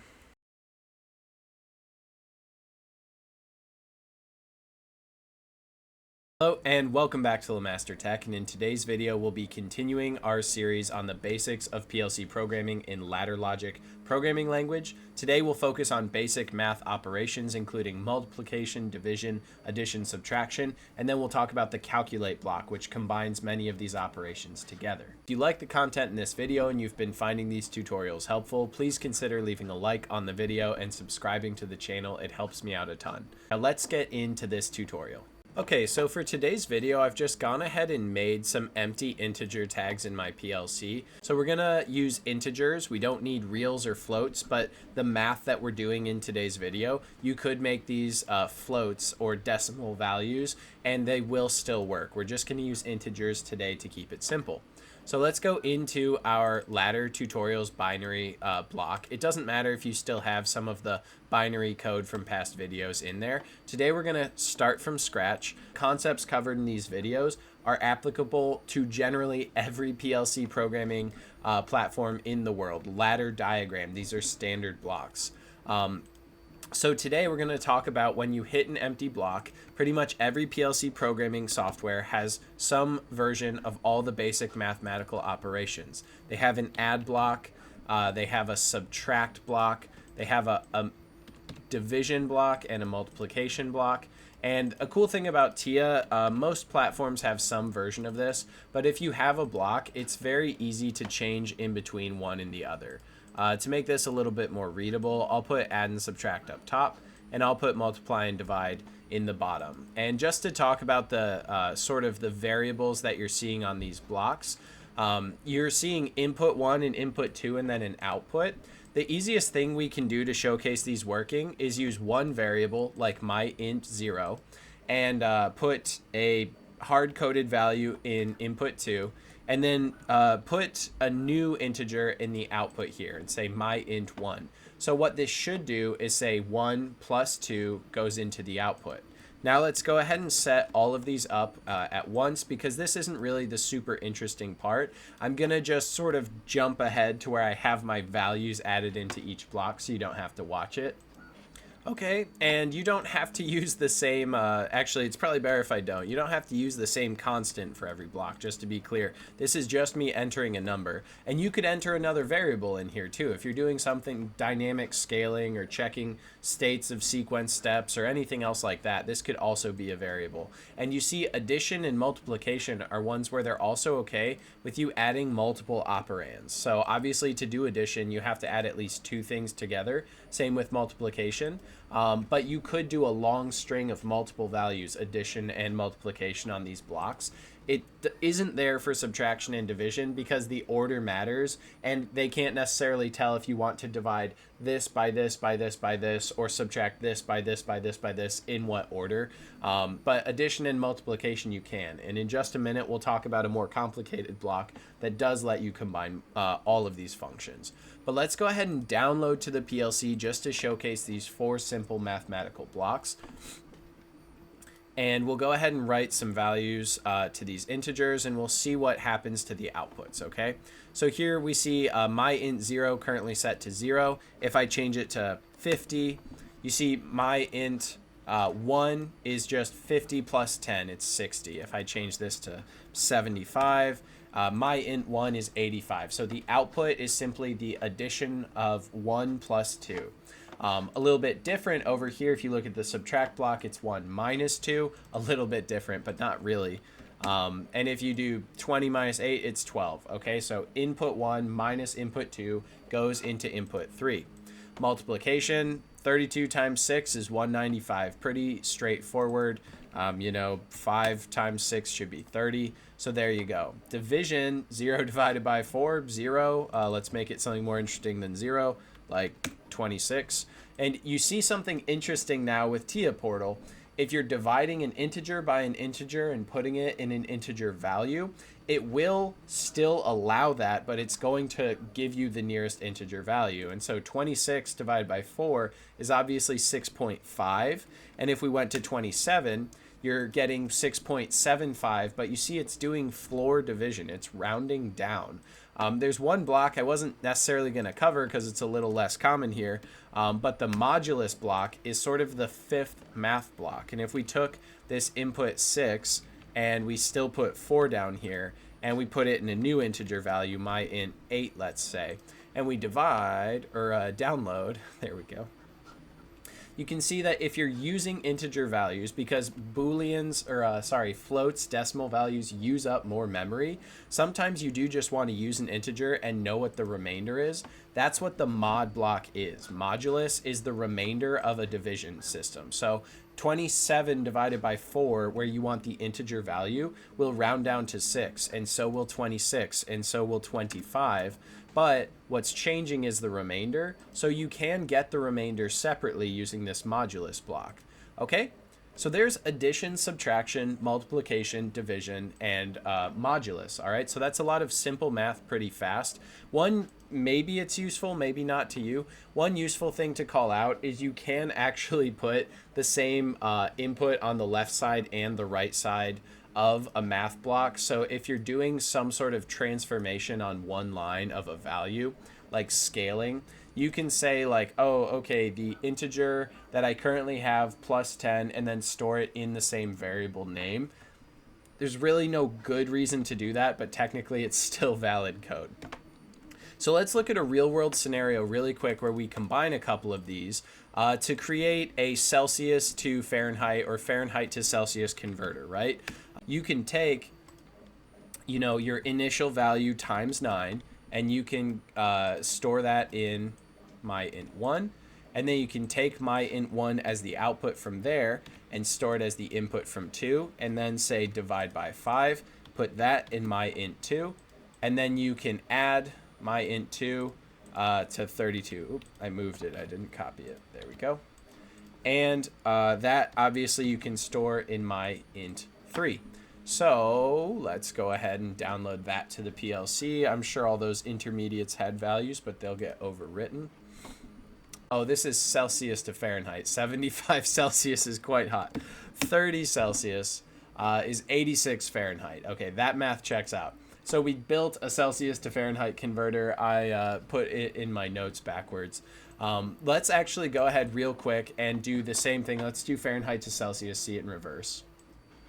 Okay, and I went ahead and spared you the pain of having to watch me type it all out. But here we can see Fahrenheit to Celsius is the same formula, but in reverse. It's taking, some number, subtracting 32 out, and then multiplying by 5, dividing by 10. So in this case, rather than 30, let's just see it in reverse. If it's 86 degrees Fahrenheit, it's 30 Celsius. This makes sense because we're seeing the same formula in reverse. So let's see what our Fahrenheit to Celsius converter says. If it's a brisk autumn day and it's 60 degrees, that's 15 Celsius. And, the math should check out, because if we go and make this 15, we should get, 59. But that's actually an interesting one because you're seeing the two different types of rounding going on by using exclusively integer values. Because if these were all reals, they would obviously be to the decimal precision the exact same number. But that's actually cool. You're seeing a symptom of using integers for your math. But this is still a functioning Celsius to Fahrenheit and Fahrenheit to Celsius converter. However, you may be looking at this and saying, this looks kind of stupid. I need 6 integers to be able to do this math.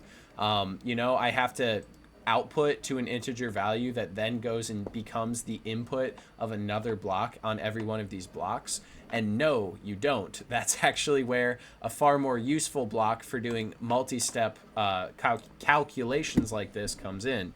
And in Siemens, it's called calculate. In Allen Bradley, Rockwell, it's called compute. So you type a CPT in. Pretty much every Allen Bradley instruction has like a 3-letter or 4-letter abbreviation, and CPT is the version of this that you use in Allen Bradley. I actually think the compute block in Rockwell is a little bit more intuitive than the calculate block in Siemens, but they do functionally the same thing. And what's cool about this is I can take that same input, my int 0, which is going to be our, Celsius input, and then I can store it to a new output that'll be our secondary check. So my int 4, if we do this calculation right, should be the same as my int 3, because we're going to attempt to multiply by 9, divide by 5, and add 32, all in this one block. So we're going to try to multiply by 9, divide by 5, and then add 32, all to my int 0. By double clicking this output, or whatever your PLC IDE version of editing this is, and the output, we reference those input variables in defining our output function. So we just come in here and we say input 1 times input 2, so multiply by 9, divided by input 3, divide by 5, and then plus input 4, so add 32, okay? And I'm quite confident this is going to work, but let's go ahead and do the reverse version of it too, so we can just get both of them knocked out at the same time. So we'll use that my int 5 as the input, and what's the next unused one? We'll use my int 9 as the output for this one. And then the only thing different here is we want to subtract by 32, multiply by 5, and divide by 9.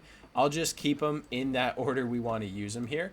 And this function is going to be little different. It's going to be input 1 minus input 2. Fortunately, compute blocks and calculate blocks respect PEMDAS. It respects the order of operations, to put it more clearly. So we're going to use those parentheses to say do the subtraction first and then multiply by input 3 and divide by input 4.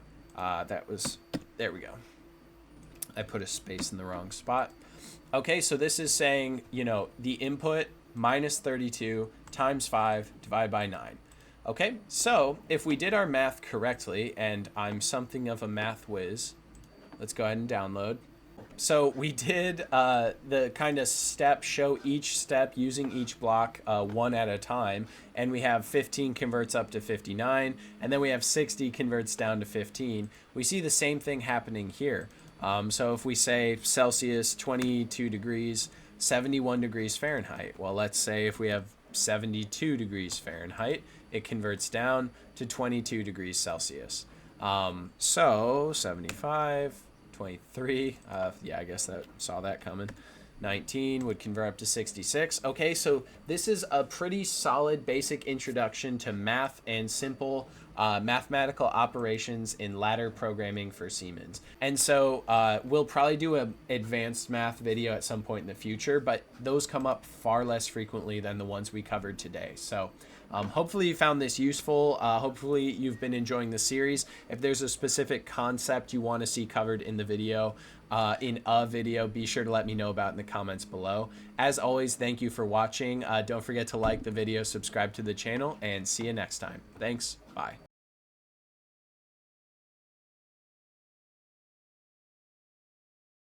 Hello and welcome back to the channel. In today's video, we'll be continuing our PLC tutorial series by looking at functions, function blocks and data blocks, and organization blocks, the basic structure of how you create a large PLC program. So of all the videos that we've done so far, this is the first one where much of what I'm saying will be Siemens specific, and there are a few other equipment manufacturers that use a similar structure to Siemens.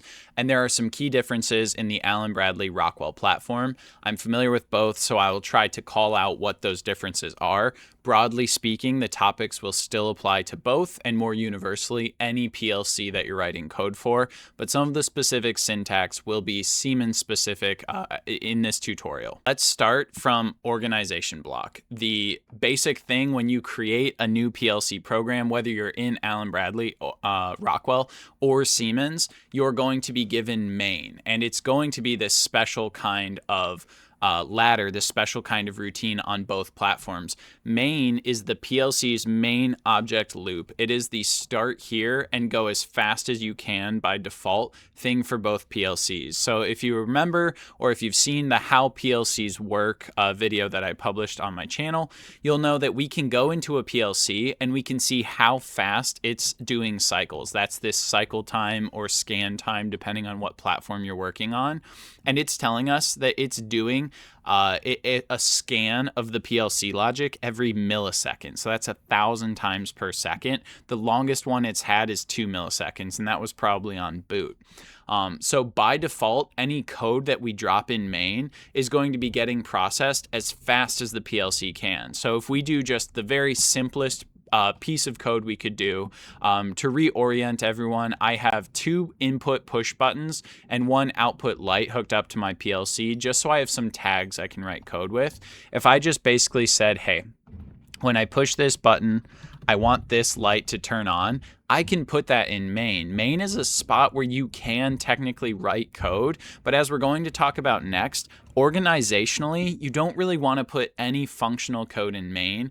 All you want to do is call functions and function blocks from main for almost any system that's going to be more than a few lines of code long. So I put that code in, and now I can push the start push button, and I can see the light turn on in the field. So this is functional code. But when you get to dozens or hundreds or thousands of I/O points in a system, you don't want to put that stuff in main. Instead, you want to create a new block, and here's where you need to decide between functions and function blocks.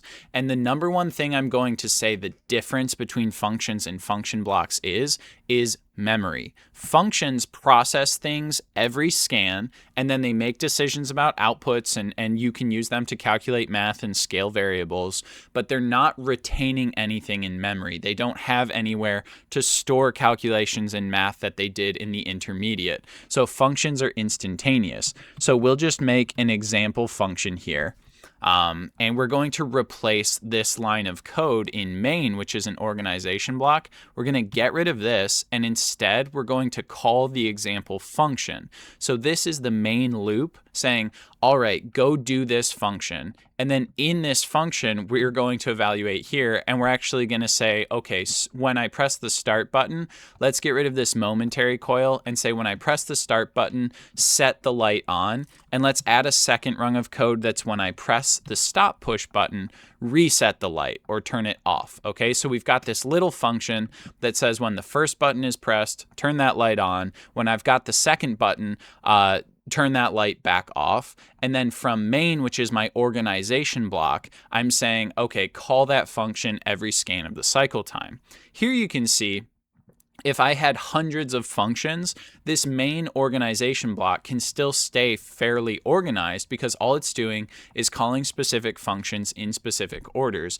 And if I had a function for every valve or every group of valves or every pump or every motor, it's still going to be pretty neat from the main organization block to go and just see what gets called and in what order. And you can dig into each function and you can say, oh, I see, that's what this function is doing. That's what this function is doing. And they're very focused on a small subset of groups and functions. So we'll go ahead and we'll download this real quick. Okay, and now when I'm looking at main, I just see that the example function is lit up green, meaning it's getting called. And if I go into example function and I start monitoring it, I can see that the energy, right, is highlighted left here is green, and it's making it to these buttons. So if I hold down the start button and then release it, I've got the light turning on. And then if I hold down the second button, stop, it resets it and it turns the light off. So my function is working great, and main, my organization block, is calling that function. Now, there's two other types of organization block we're going to touch on super quickly, and then there's actually a lot more types of organization block, but they're a little more niche and nuanced, so it's not really worth a high-level overview covering them. But if I go to organization block, I'm going to make one called startup, and there's actually a specific type of organization block in Siemens called startup. Allen Bradley, like I said, they don't have a special organization block for startup. They have a bit that's like S:FS, and it's a little different, Logix 500 versus 5000, but they have a way to say, do this only on first scan is what they call it. But the idea is the same. Run this cycle of code exactly once when it starts up. And the reason you might do this is if you have a bunch of valves, pumps, motors, and devices that you want to put in a certain state when they start up. So like if I put the light here and I said, okay, the first time this code runs, I actually want that light to turn on because by default, I'd like the light to be on until I come in and press the button to turn it off. This is a spot where I could say right when the PLC boots up, turn that light on, but then it's going to stop getting called after that because it only runs on startup. Similarly, one other type of organization block I want to call out here before we move on, and you can actually see here a list of all the organization blocks that sort of come with TIA Portal. But the other one I want to talk about is cyclic interrupt. So you can have stuff that does not check that absolute as fast as the PLC can process, which is like every millisecond. Here I can say, actually, I only want it to check 10 times a second, so every 100 milliseconds, or every half second, so 500 milliseconds. I can define how frequently I want it to scan because you may have issues with blipping sensors or things that happen way too frequently, and it's just creating noise for your program. Or it's a little bit more processor intensive, and so it's actually harder for the PLC to process it super frequently. Things like PID loops have to go in cyclic interrupt blocks because you can't update a PID 1,000 times per second and expect the devices in the field to actually respond to that. So a cyclic interrupt is where you could say like, okay, now I'm going to maybe get rid of the example function code where the stop push button is turning the light off, and instead I'm going to put this in cyclic interrupt, which means it's possible I'll have to hold that stop push button down for between 1 and 500 milliseconds depending on where in the scan cycle I am. So I could drop this in the cyclic interrupt and delete it from example function, and now I'm going to go ahead and download this. What you'll notice is those other organization blocks I did not have to add to main because organization blocks have rules about when they get called by default, but you don't have to do anything special to make sure they get called. Half second we made to get called every 500 milliseconds, and startup is going to get called when we boot the PLC up. So I'm going to download this, and a recap of everything we should have happen. We're going to go ahead and continue. We're going to have to restart the PLC, and we should have the light turn on. And then we should be able to hold down the stop push button, and that'll make it turn off. But if I just click the stop push button, we're not necessarily guaranteed to have the light turn off. Okay, so I can sit here and I can click the stop push button momentarily, and it's not turning the light off by default because sometimes I'm clicking it way too fast. But if I hold it down, I make sure that it gets scanned in that half millisecond time, and that actually gets it to turn off. Okay, so that's kind of where we're going to call it on an introduction to organization blocks, right? We have a startup one that puts that light or pumps, valves, motors, devices in startup state, whatever you want them to default to when you first boot a system up. Main organization block is where we call all the functions and function blocks that we want to have scan every loop of the PLC. And you can use cyclic interrupts for things like motor control, PID loop control, or anything where you need a slightly slower scan time. Now we've started covering functions a little bit. Let's go ahead and do a little bit more, right? We can do something beyond just check if button pressed and set light on. Something like a very common thing might be scaling a analog value. So if we had a value that was coming in raw from a PLC, 0 to 27,648, basically an unscaled electrical signal on an I/O card, we could drop a calculate block in there and say, let's take our raw input, and we'll make one up for this. It's not a wiring lesson. Let's go ahead and define a global memory word. Let's say word, and it's going to be an integer. Okay. And let's just say that we have this raw input coming in and we want to divide it by 27,678, like I said, 27,648, sorry. And then we want to multiply it by 100. So this is basically like a very simple scaling function. Allen Bradley, they will call these compute blocks instead of calculate blocks, but the idea is the same. You can take this input 1, you can divide it by what's your max span of the unprocessed signal, and then you can multiply it by 100. So you're basically getting a 0 to 100 value. Whoop, not by 100, by input 3. There we go. Okay, and we'll put this in another tag that we'll call scaled input. Okay, and we'll define that as a global memory as well. And that'll be the next integer. Okay. All right, so this is a good example of something you might use a function block for. There's no need to store this in memory because it's something that's getting calculated every scan of the PLC. So if you had a temperature here that's constantly fluctuating, you want to recalculate what the scaled input is every scan of the PLC. One other little syntactic thing it's important to call out is because this is calculating an integer, right? We made that a word, so it's not a real, it's not capable of holding decimal points.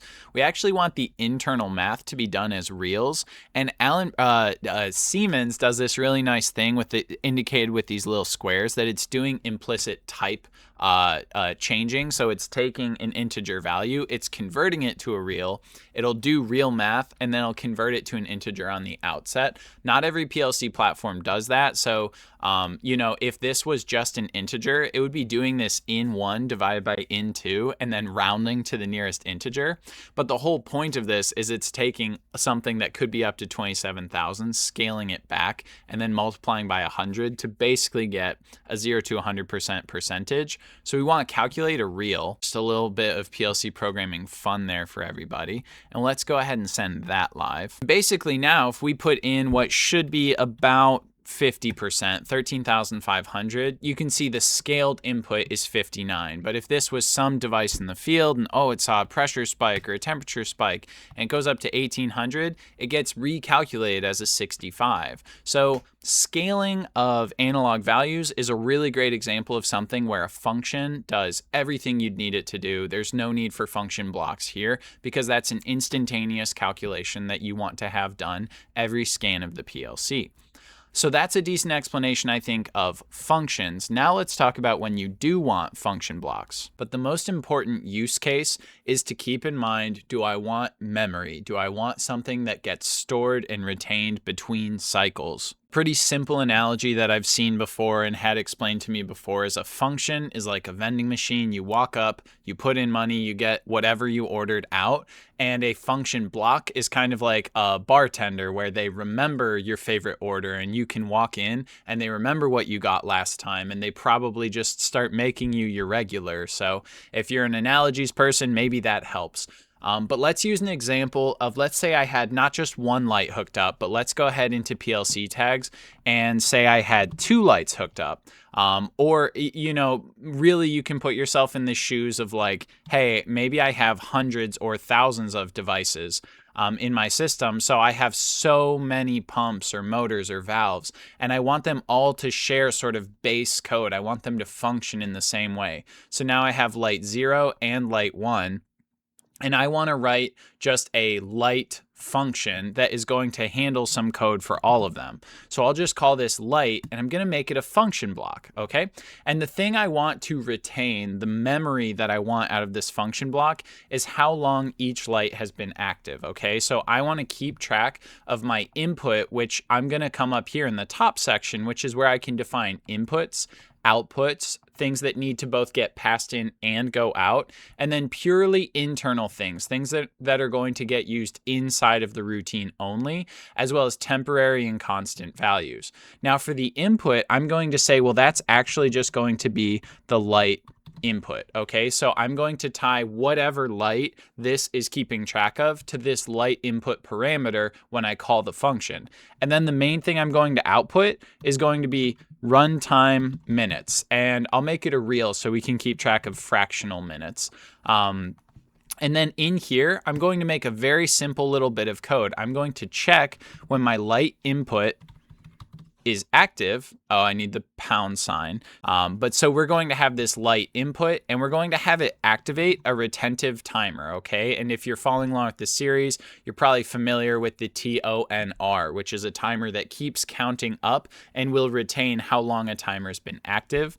And we'll call this runtime, and we're going to make it a parameter instance because it's happening inside of a data block. So we want it to get generated for every data block like this. Again, single instance, multi-instance, parameter instance. These are all just options of creating timers. The alternative would be you have to generate a new one of these outside of your function every time you made a new one of these.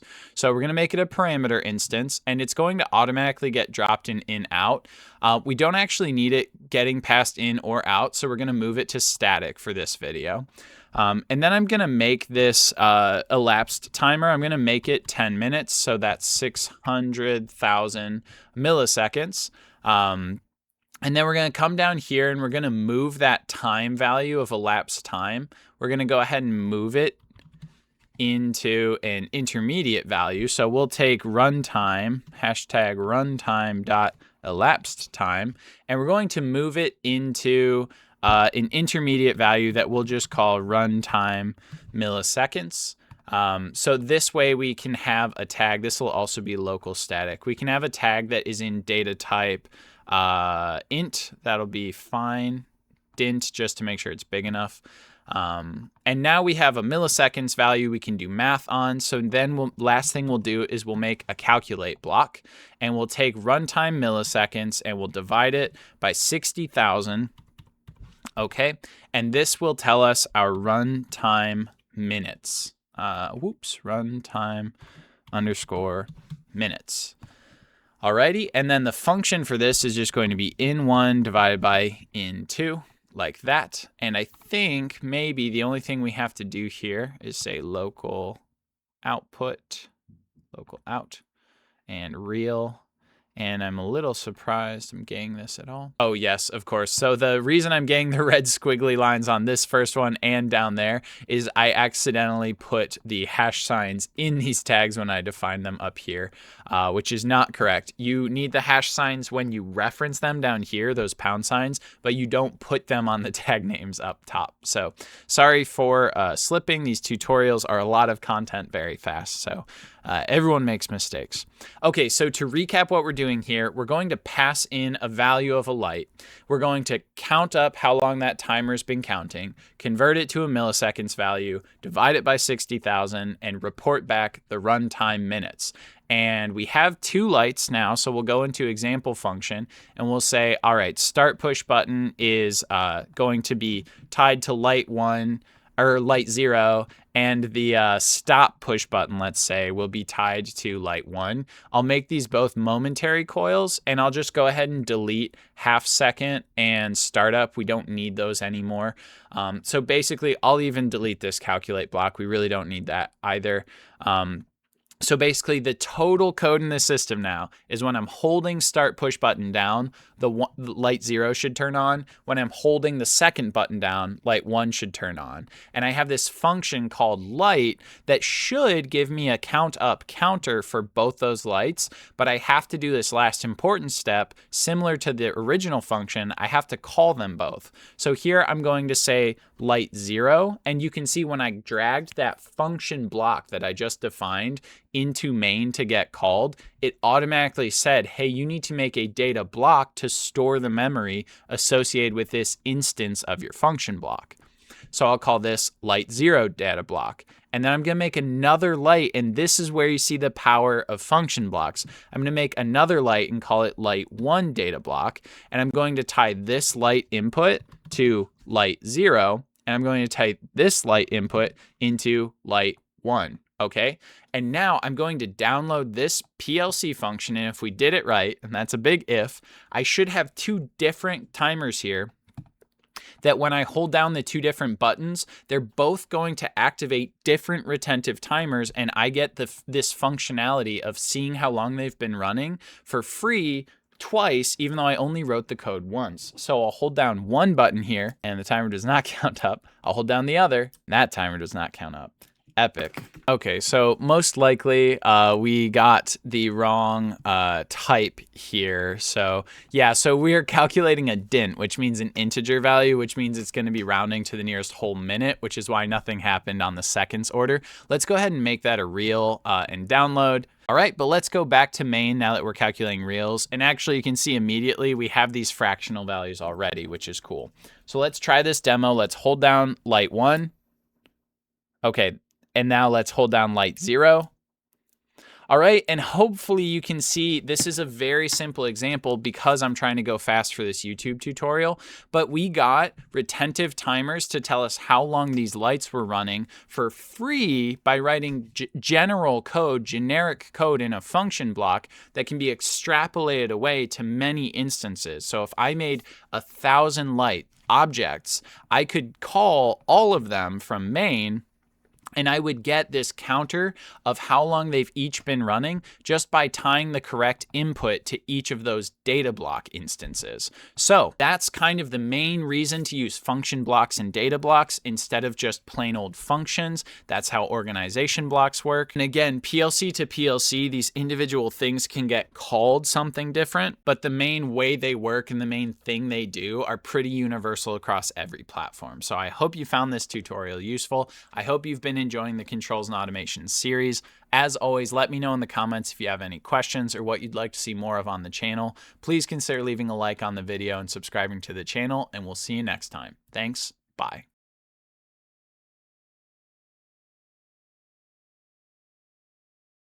Hello and welcome back to the channel. In today's video, we'll be continuing our PLC tutorial series, and today we'll be looking at user-defined data types, UDTs, which are a super important concept in PLC programming.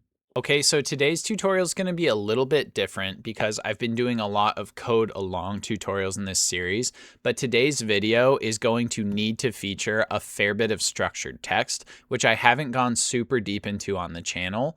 And so I think what would be more valuable than sharing the writing of this code line by line is talk about the concept and show it in a practical use environment, and then I'll explain to you the code I generated for this.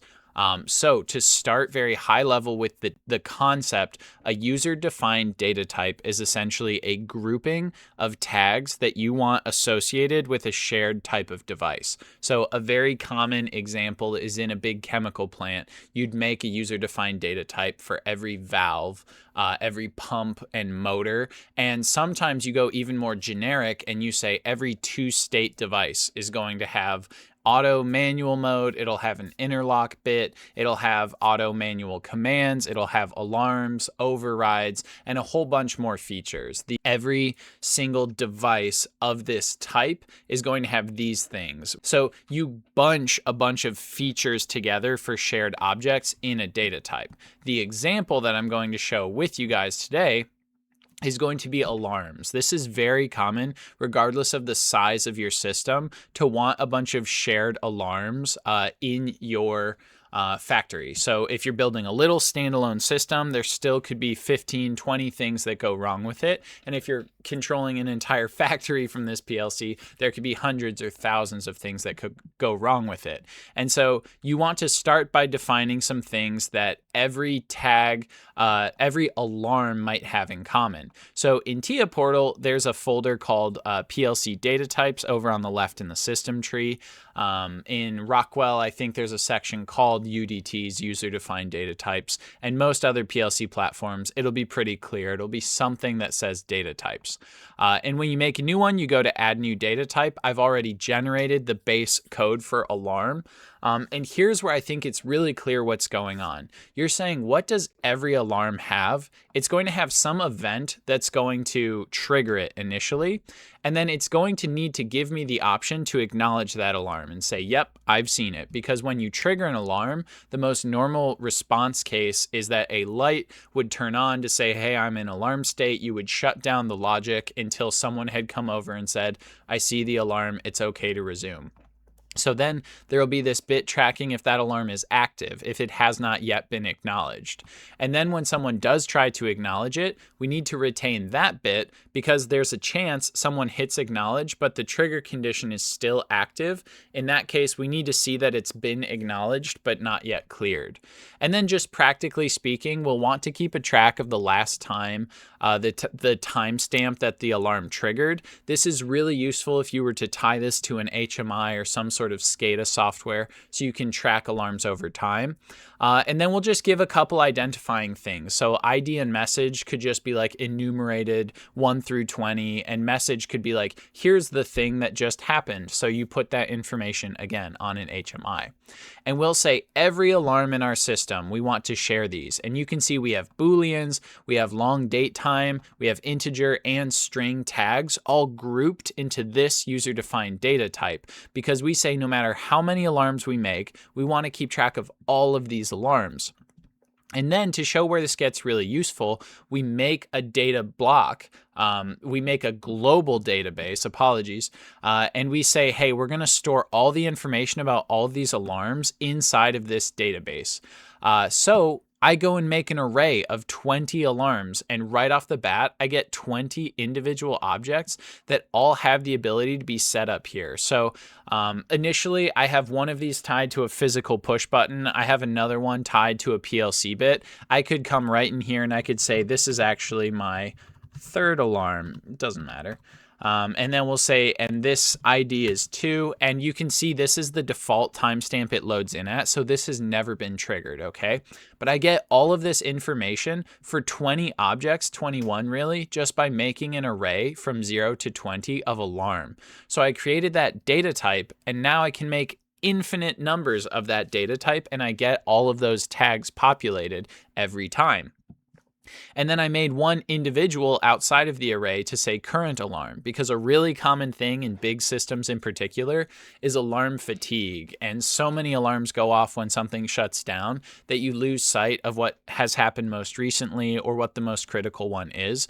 So I made a separate one, and for the sake of this demonstration today, this will be really valuable because we'll be able to see whatever triggered last. So you can see the last alarm that I triggered was the button trigger. The one that's tied to the button. So I'm going to drag that off to the side. We'll pull that back up later. But now we've created a bunch of these objects, right? They live in this DB alarms, but we're not doing anything with them yet. And this is where the structured text is going to come in. So buckle up. An important thing to understand is for loops are not super easy to do in ladder. You can do something kind of brute force with like counter variables and move blocks, but almost the whole reason structured text became a thing, and in Siemens it's called SCL, structured command language, language. It is Siemens' version of structured text. All the syntax people can calm down. The reason structured text kind of emerged as a viable PLC programming language is because loops and other sort of more advanced programming concepts are really tricky to do in ladder. I think Rockwell does have a 4 block, but honestly, if you can pick up a little bit of structured text, you're going to be a better PLC programmer anyways. And I'll talk you through what's happening here. And let's talk through how you would want alarms in your factory to work. Any alarm goes off in my system and I want it to activate the alarm light. The hey, you have an alarm and it hasn't been acknowledged light. So that's my light 0 right here. And then what I also want to do is I want to move whatever the last alarm that occurred is into my current alarm field. Okay, this is partly for me for this tutorial so I can keep it up over here on the right and show you how this code works. But this is also a very real world scenario where you'd want to keep track of whatever the last alarm that went off was and show that on the HMI, or you might want to do it where the first, right, the oldest unacknowledged alarm was. That might be more useful if you're doing like root cause analysis. Anyways, you can do that pretty easily in structured text. And what we're going to do here is we're going to talk through the code that I have set up in my alarm processing routine. And then if you're doing this in kind of a follow along fashion, feel free to pause and copy it. But anyways, the first thing we're going to do is we're just going to check the local time. This is useful when we're doing time comparisons later. And then we're going to reset the light to 0. So the way functions work, and this is in a function, not a function block, the way functions work is they don't have memory. So we're going to start every scan of the alarm logic as if there is no alarm active. And so we're going to turn the light off unless we find that one of the alarms is active as we iterate through on our for loop. And that's when we'll turn the light back on, as we'll see in a bit. Okay.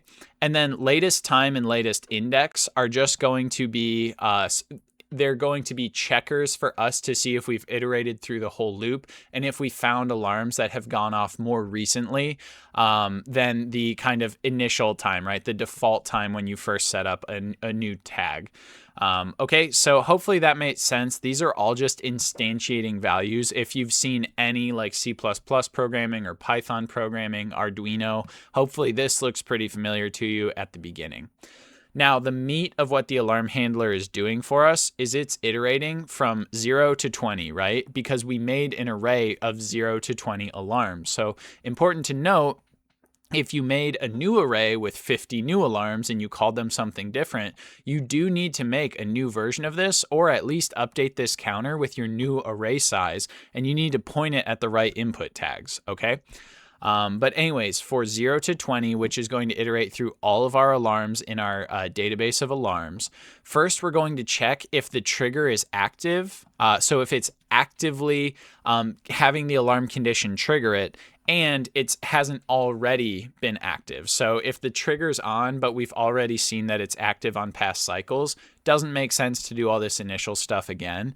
But what we'll do then is we'll say, okay, active is true. We'll reset acknowledged, because even if for some reason it had been previously acknowledged, the alarm is still occurring. So we'll make that false.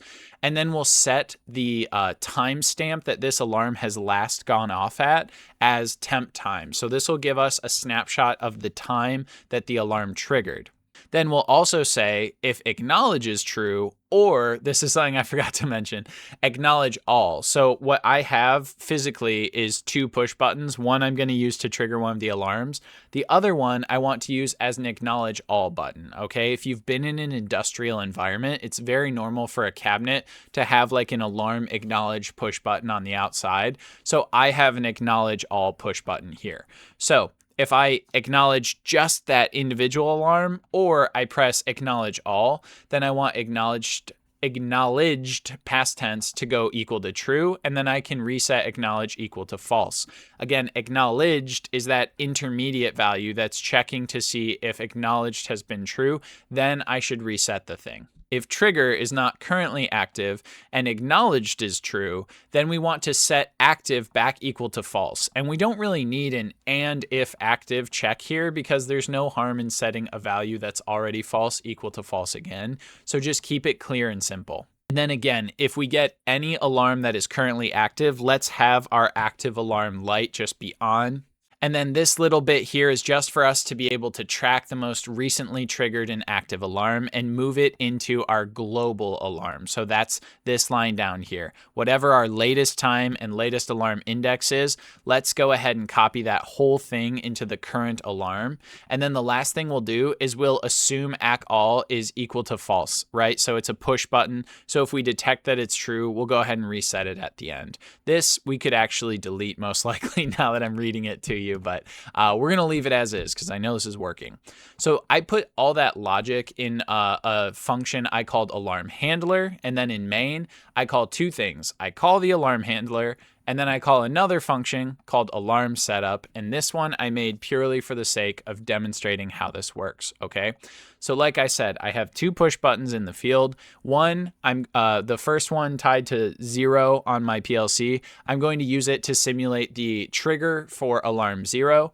And then I made a memory tag called trigger 1. I'll use that to simulate triggering alarm 1. And then my other push button tied to input 1, I'll use that as the acknowledge all signal. Okay.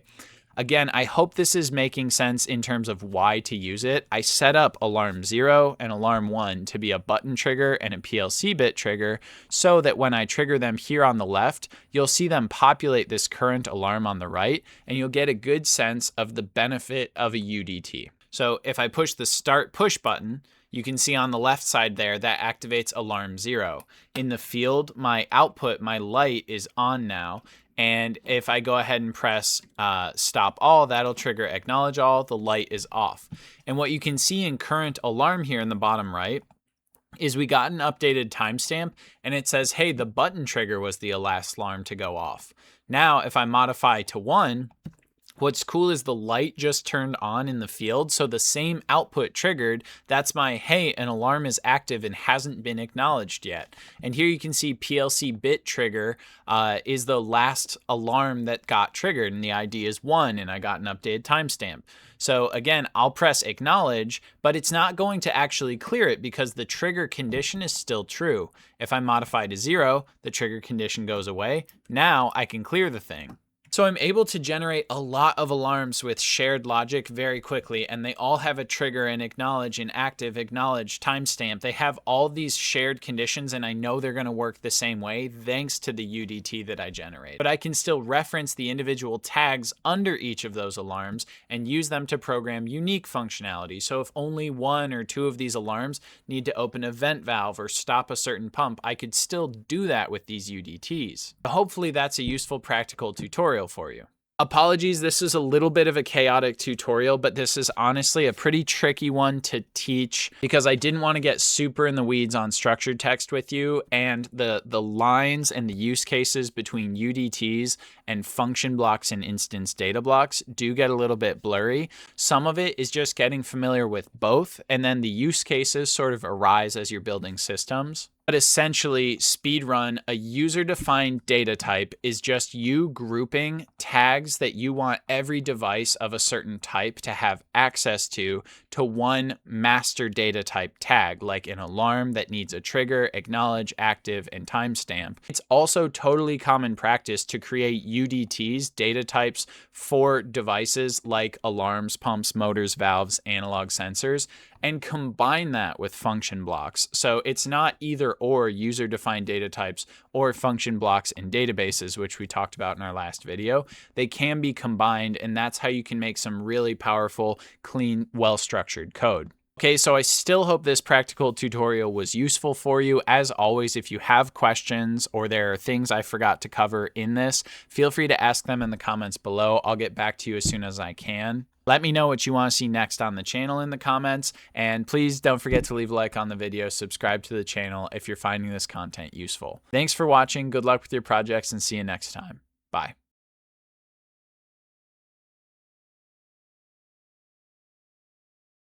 Hello and welcome back to the channel. In today's video, we're going to cover a super important concept in the world of PLC programming, controls programming, called the finite state machine, or sometimes just state machine. in a very basic setting, sometimes a state machine is also just considered like a sequencer or sequential logic. They overlap a little bit in small systems, but when you get into large, complex systems, a state machine is really like a hierarchy or a fundamental way of structuring your code that is super scalable, easy to debug, easy to write additional code onto. So let's start a little bit more high level and talk about what is a state machine, and then I'll show you a practical example of one together. Okay, so let's talk about a very simple example of something that we could create a state machine to control. And let's take a look of an industrial setting. Okay, we have a tank, right? We have some vessel that we want to be able to fill with material, and then we want to be able to blend it and mix it up, and then we want to be able to drain it and discharge material. So I have all the I/O, all the inputs and outputs used in this system shown here. We're going to have a fill valve that will gravity feed raw material in. We'll have a high and low level sensor, just digital inputs that tell us there is material in the tank at different levels, so we can see if we're below a low level set point or above a high level. We'll actually have a mixer, kind of like a mixer descending into the tank to blend the material. And then we'll have a discharge valve that'll also be gravity fed. So we're not going to worry about pumps or things like that to transfer it. We'll use gravity in this case. And let's talk about how we want this system to operate normally, okay? So we want the tank sort of sitting there waiting for a command. Someone would hit start on an HMI or a push button, doesn't really matter. Someone says, okay, start a blend. And the system will check, make sure everything's good, no faults, we're ready for that command. We're going to start by opening the fill valve until high level is reached, and then starting the mixer, mix for some set point desired, and then we'll stop the mixer, open the discharge valve, and once low level is reached, then we'll close the discharge valve and return to idle, okay? So conceptually, you can see how this might make sense. If you've been in industry or in a chemical plant a little bit, you've probably seen blend systems. They are very simple. It's like raw material in. Sometimes an operator will put a couple cups of additives in the top, or you'll use little diaphragm pumps for dosing. You'll blend it up and mix it, and then you'll send it on its merry way to go get packaged out. So this is a very realistic real-world scenario. Now to program this in a logical way, a well-documented, well-structured way, we want to create a state machine for it. And state machines, broadly speaking, are defined by states and transitions between states, okay? So for this system that we've just described, the states could effectively be idle, it's sitting there not doing anything, filling, where the mixer is off and the discharge valve is closed and only the fill valve is open, and the tank is building up its volume of raw material. And then mixing, where it's blending, no new materials coming in, no new materials going out, we're just mixing and blending. And then draining, where the mixer's off, the fill valve's off, and we're just letting the blended material leave.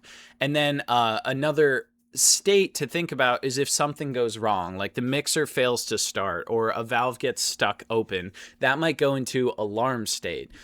So here shown in kind of the blue bubbles are what you could think of as the states. And this whole schematic I'm showing here is known as a state transition diagram, because you're defining the states and the transition events that take you from one state to another, right? So when you're sitting there in idle, the only thing that's going to take you out of idle, the way I've described the system, would be someone pressing the start button. You could have an automated system where just like high level or replacing a tote or something automatically triggers a fill. In this case, we're saying a person indicates they want to start a fill. That's a transition from the idle state to the filling state. Now, if I'm in filling and something bad happens, I might need to go into alarm state. But if a person says, this was a mistake, call it off, and they hit the stop button, I might just go right back to idle. But in normal circumstances, I've hit start, I've started a fill, and I've reached high level, then I will transition from the filling state to the mixing state. Again, here I could hit the stop button. Here alarms could still occur, but the normal behavior is I mix for a desired amount of time, I reach my mix time, and I enter the draining step. Here, once low level is reached, I'll go back to idle. So a normal operation flow is idle, someone presses start, I fill to high level, I mix for a desired set point, and I drain to low level. But you can see just in this one tank, 5 IO point simple system, how these state transition diagrams also capture a lot of unique edge cases, and the PLC programmer needs to be thinking about these edge cases when they write the code for it. So this state transition diagram actually does not look too different from an IEC 61131 PLC programming language called SFC, or sequential function chart. Sometimes I think mislabeled sequential flow chart, but it actually is a programming language that uses this concept of states and transitions similar to this. It's not common in PLC programming. Far more common is ladder diagram and structured text, so we're going to stick with those. But it is worth calling out that that is basically what an SFC is a document of the states and transitions between the states, and you need to write lower level code to actually automate the system. Okay, so enough PowerPoint engineering. Let's take a look at what this actually means in a PLC program. And because it would probably take, an hour to write together, I'm going to go ahead and talk about the state machine that I have already written and walk you through it. So let's go to main. The main PLC, let me close this side by side real quick. Okay, and so what I have set up ahead of time for this demonstration is something to handle the basic states, something to simulate as if we had these inputs and outputs. This isn't a hardware tutorial, so I'm not, actually standing up a tank in my garage to show you guys this. And then I have that running logic, that normal sequence built. Okay, so that's all that's in main. Let's go to state handler, right? This is where I'm looking at my main states and the things that could transition between primary states. So active, just not being true, me not being in sequence, is going to say I want to be in 0, I want to be in idle. Running will be our main control code. This is where the things are happening. That'll be when someone hits the start command, we'll start it up, we'll say we're in active, we're in run mode. Stopping, you could think of 10 steps later, mode 20. One quick just sort of syntax thing. It's not a good idea to program yourself into a corner when you're doing PLC programming. So when you're setting up a program initially for a small system, maybe you want to take jumps of tens rather than individual integers. When you're doing a large system, maybe you would want to go from 0 to 100 to 200 or 1,000, 2,000, 3,000.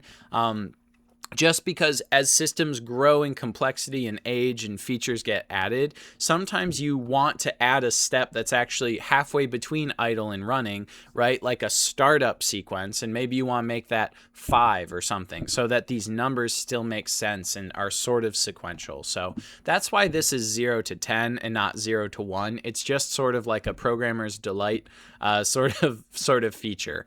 But anyways, so we have running, stopping, and alarmed or faulted. Okay, those are kind of what you could think of as like your keystone modes. And then we'll go into running, and we'll take a look at what actually happens when we enter running. So someone has hit start, we've entered active. First thing we do is we check, are there no active alarms? If there are no active alarms, let's go start a fill. If there are active alarms, let's go to that mode 30 and let's sit there until someone clears them or acknowledges them. Now we're in mode 11, right? Which is just right after starting up the running sequence. Now we're in filling, and we're going to open the fill valve until we reach high level. And then once high level is reached, we're going to move to step 12, and step 12 is going to be mixing. Here we're going to start the mixer. And again, if you've been following along with the PLC programming tutorials on the channel, you already know this, but using these momentary coils means we don't need any extra code to close the fill valve. Just once this condition is no longer true, the fill valve will shut. So these momentary coils imply if I'm in step 11 and I don't have high level, open the fill valve. But it also says if I'm not in step 11 or I do have high level, close the fill valve. So that you implicitly get that code for using these momentary coils. hopefully that's clear. Go watch the previous tutorials if you're unfamiliar with why we don't need to also command the fill valve to close. Okay, but now moving on to look at the mixing step. Again, we're turning on the mixer. We'll wait to watch for mixer feedback. So this is a very common convention in digital outputs for motors or pumps, is you command a PLC output to turn on a pump or motor, but usually that ka-chunk, some big motor contactor pulls in, and you want feedback off of that contactor that it has been pulled in. So other than just looking at the output and saying, is the output on? Ideally, you'd actually be looking at a feedback on that contactor that says, yep, it pulled in, and now I'm counting up and timing. That's a normal source of alarms and faults, is like, hey, I commanded this output to turn on, but I never got feedback that the contactor pulled in.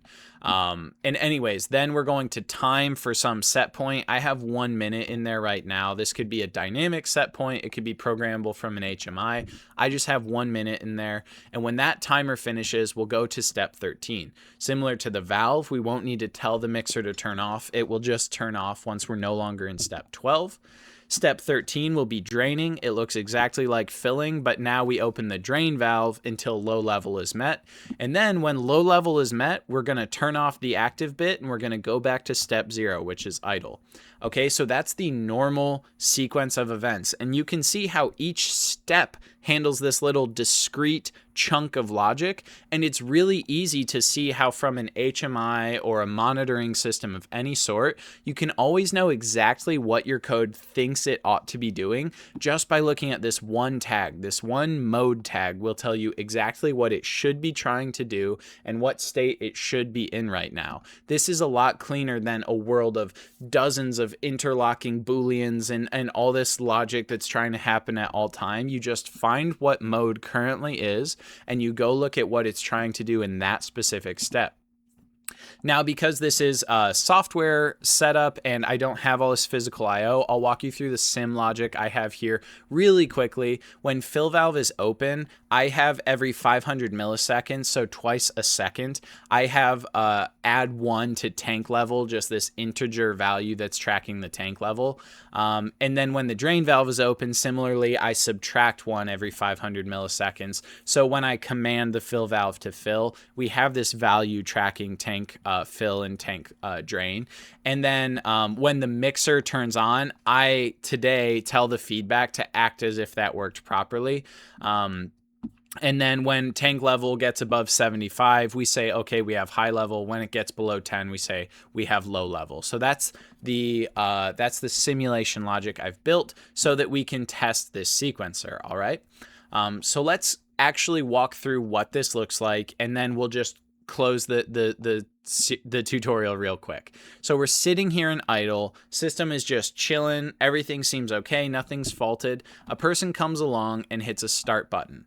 Now I go to step 10, now I move into step 11, I'm in running, and if I go in and monitor my running logic, you can see we're sitting here with the fill valve open, waiting for high level to be reached. So if I go over to my sim logic, you can see the tank level is rapidly counting up. It's counting up twice per second, so we'll hit 75 in no time.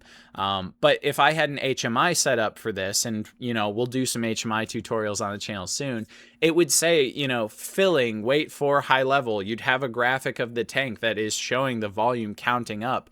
And then it just hit 75. So now we're in mixing, and you can see our mix timer is counting up. The fill valve closed. The level is holding at 75, which is what it filled to there.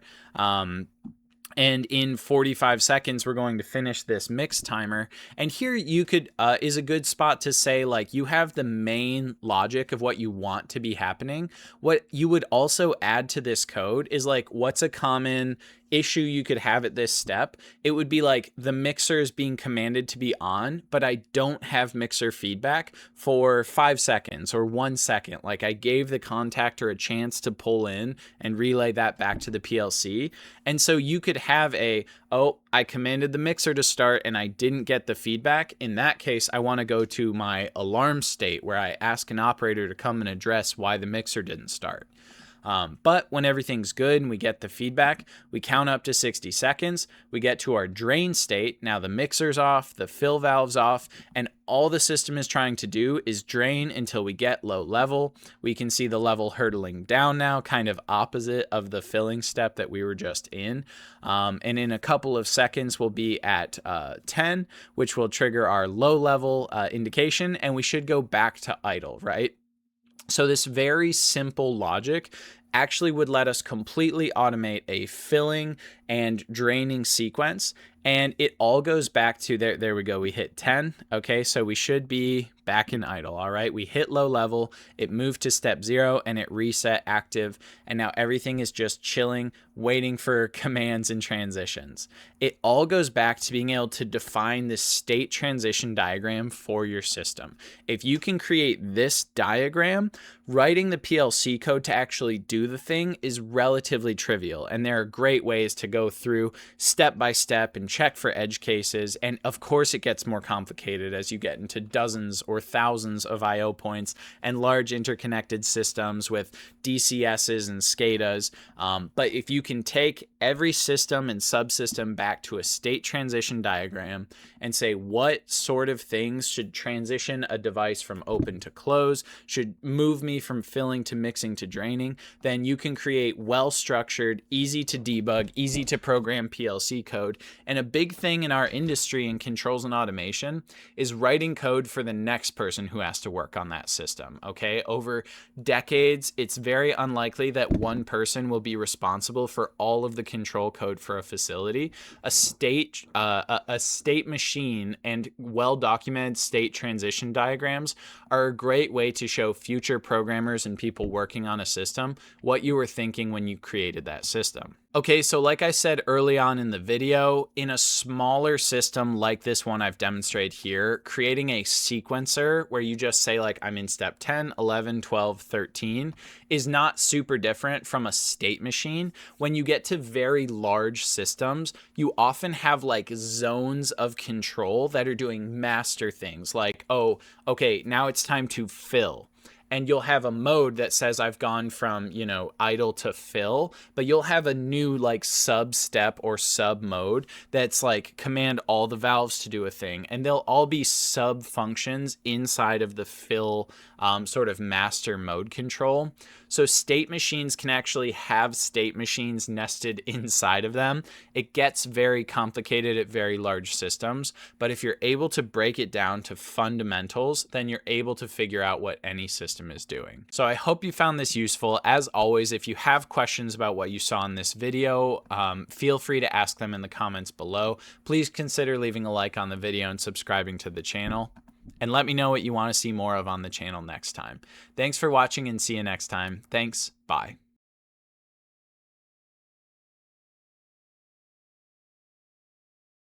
Hello and welcome back to the channel. And today we're going to take a look at PLC programming, continuing our PLC programming tutorials, and today zeroing in on how to scale analog inputs. So we've done quite a lot of work so far on the channel with Booleans or binary digital inputs and digital outputs, which are on, off, 0, or 1. Today we're going to take a look at the other kind of input, which is analog inputs and outputs. And these are things like temperatures, pressures, flows, the speed of a variable frequency drive, things that are not 0 or 1. They have a range of control, a range of feedback input or control output.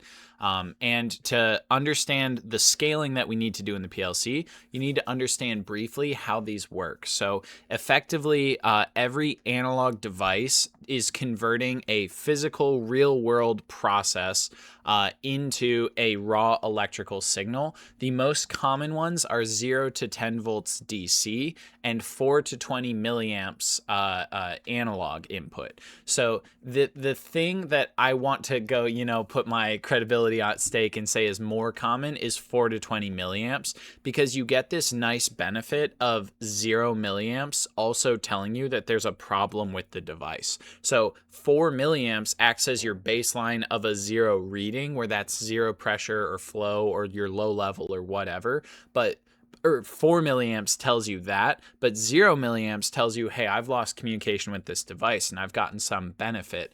You don't always have that necessarily if you have 0 to 10 volts unless you add in some sort of like broken line connection.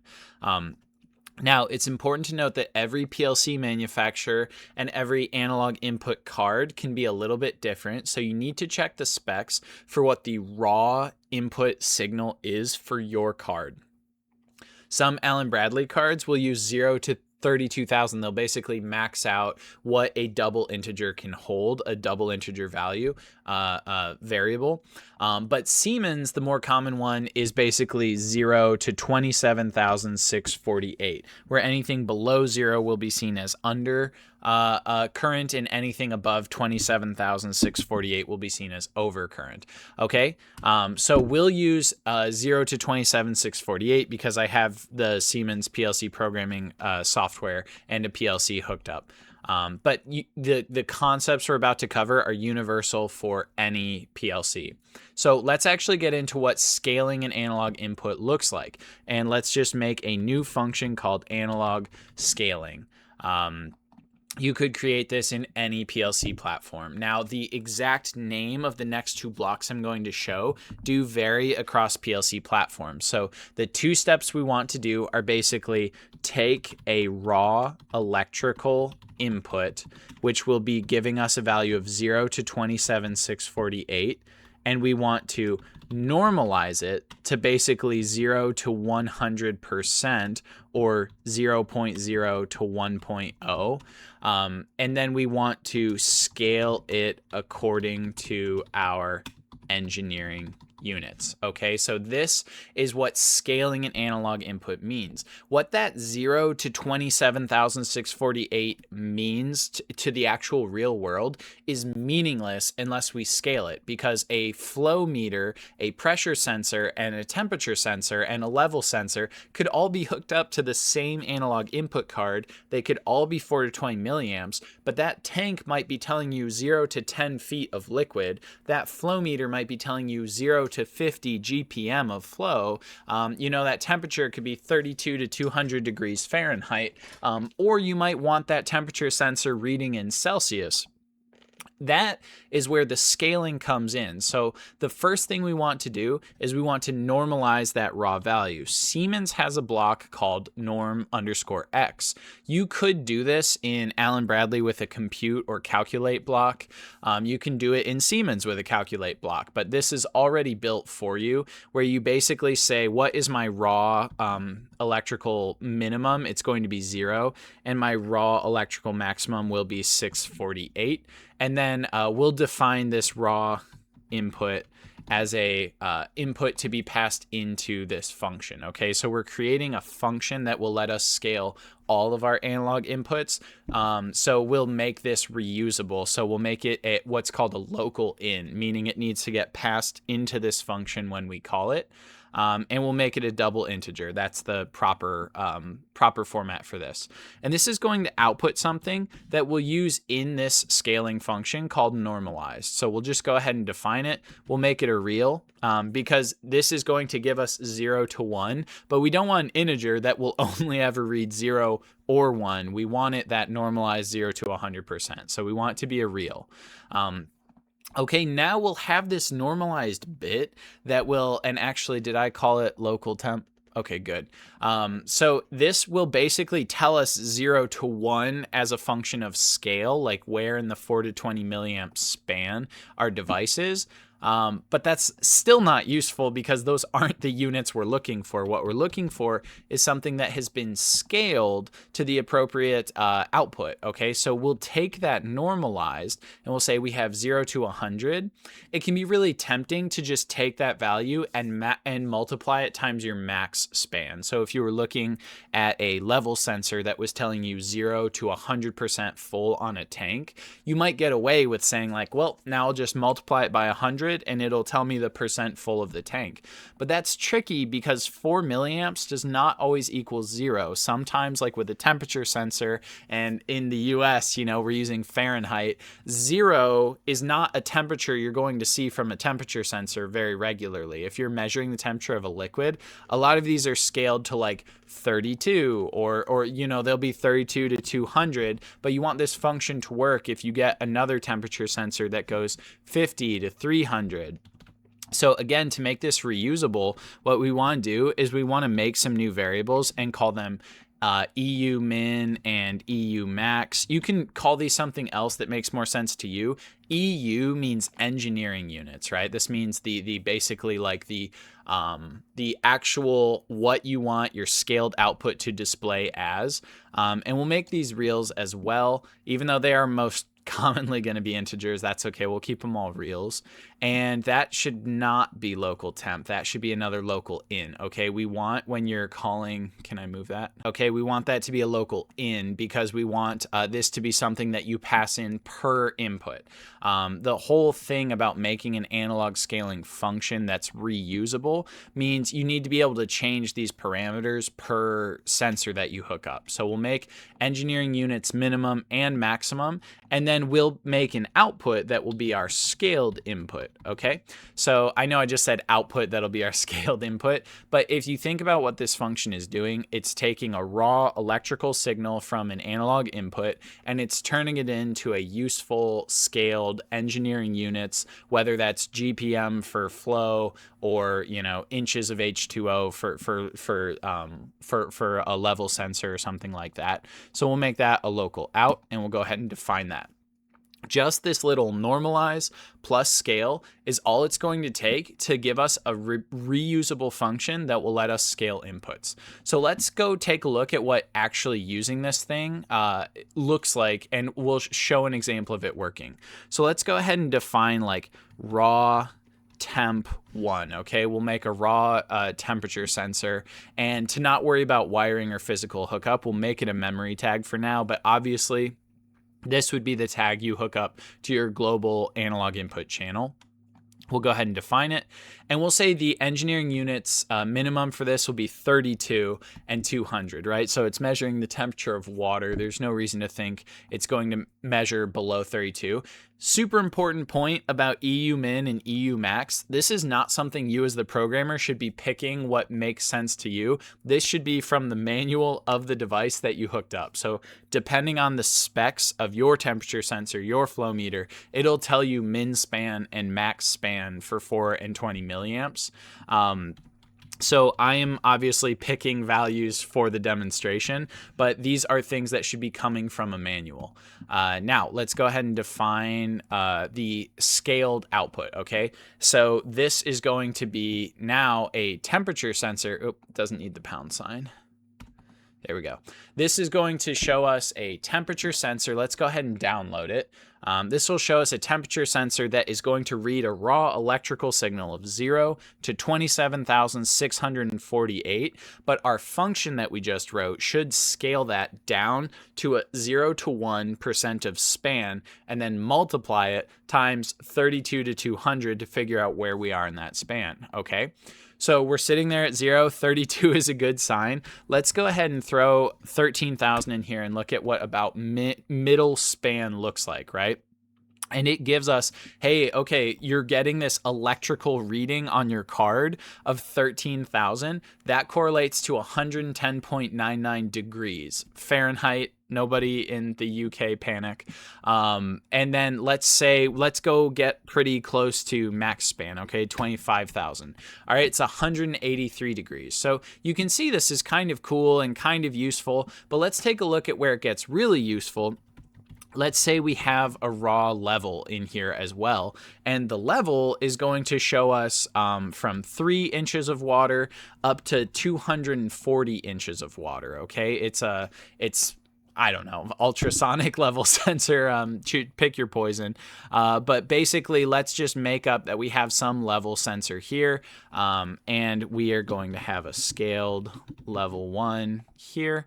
and we'll make that a global memory as well. And like making all these global memories is not exactly good programmer's etiquette. I'm just trying to go fast for the sake of a tutorial. And then we'll throw one more in here. We'll say we have a flow meter, raw flow 1, and we'll define a little global flow meter tag here. That shouldn't have been a real. That's okay. It doesn't matter. And let's say that the flow meter is 0 to 100 GPM, and we'll make scaled flow 1 tag as well. Okay, define tag, global memory. There we go. All right, let's go ahead and download this, play around with it, and talk through what we're seeing a little bit. Alrighty, so we'll leave scaled temp alone as is, but what's cool is we've written that scaling function once, and this raw level is currently showing 0, and it's, scaling it to 3. And if I send this one to, 10,000, a little less than half span, it gives us, hey, okay, the level is 88 inches of water. And I go to my flow and I say this is a little over half span, and it says, all right, you're getting 54 GPM. So one very simple analog scaling function that takes a raw input, normalizes it, and then scales it according to our engineering units is able to take every 4 to 20 milliamp analog input in our entire system and rapidly convert it to engineering units that we'd want to see. We'd want to put these on an HMI, add them to a historian tool, and view trends over time. So this is really a simple, basic crash course to analog scaling. No need, I think, to overcomplicate it. I'm sure in the future we'll need to do a tutorial on the actual wiring of analog inputs and the setup loop checking process for analog inputs, how you actually make sure they're working correctly. But for the scaling in the PLC, I think this is a great tutorial and good place to stop. So I'll go ahead and call it there on this lesson. If you have any questions, be sure to let me know about in the comments below. Please consider leaving a like on the video, subscribing to the channel. That helps me out a ton. And let me know in the comments as well what you'd like to see next on the channel. Thanks so much for watching, and see you next time. Thanks. Okay, so that is going to do it for today's course. Thank you so much for watching. I intend to keep rolling out PLC programming and other controls and automation tutorials, including hands-on electrical tutorials as well. So make sure to check out Lemaster Tech. I hope you found this video super useful. Be sure to leave a like on the video and subscribe to the channel for tons more great content. Thanks, and see you next time. Bye.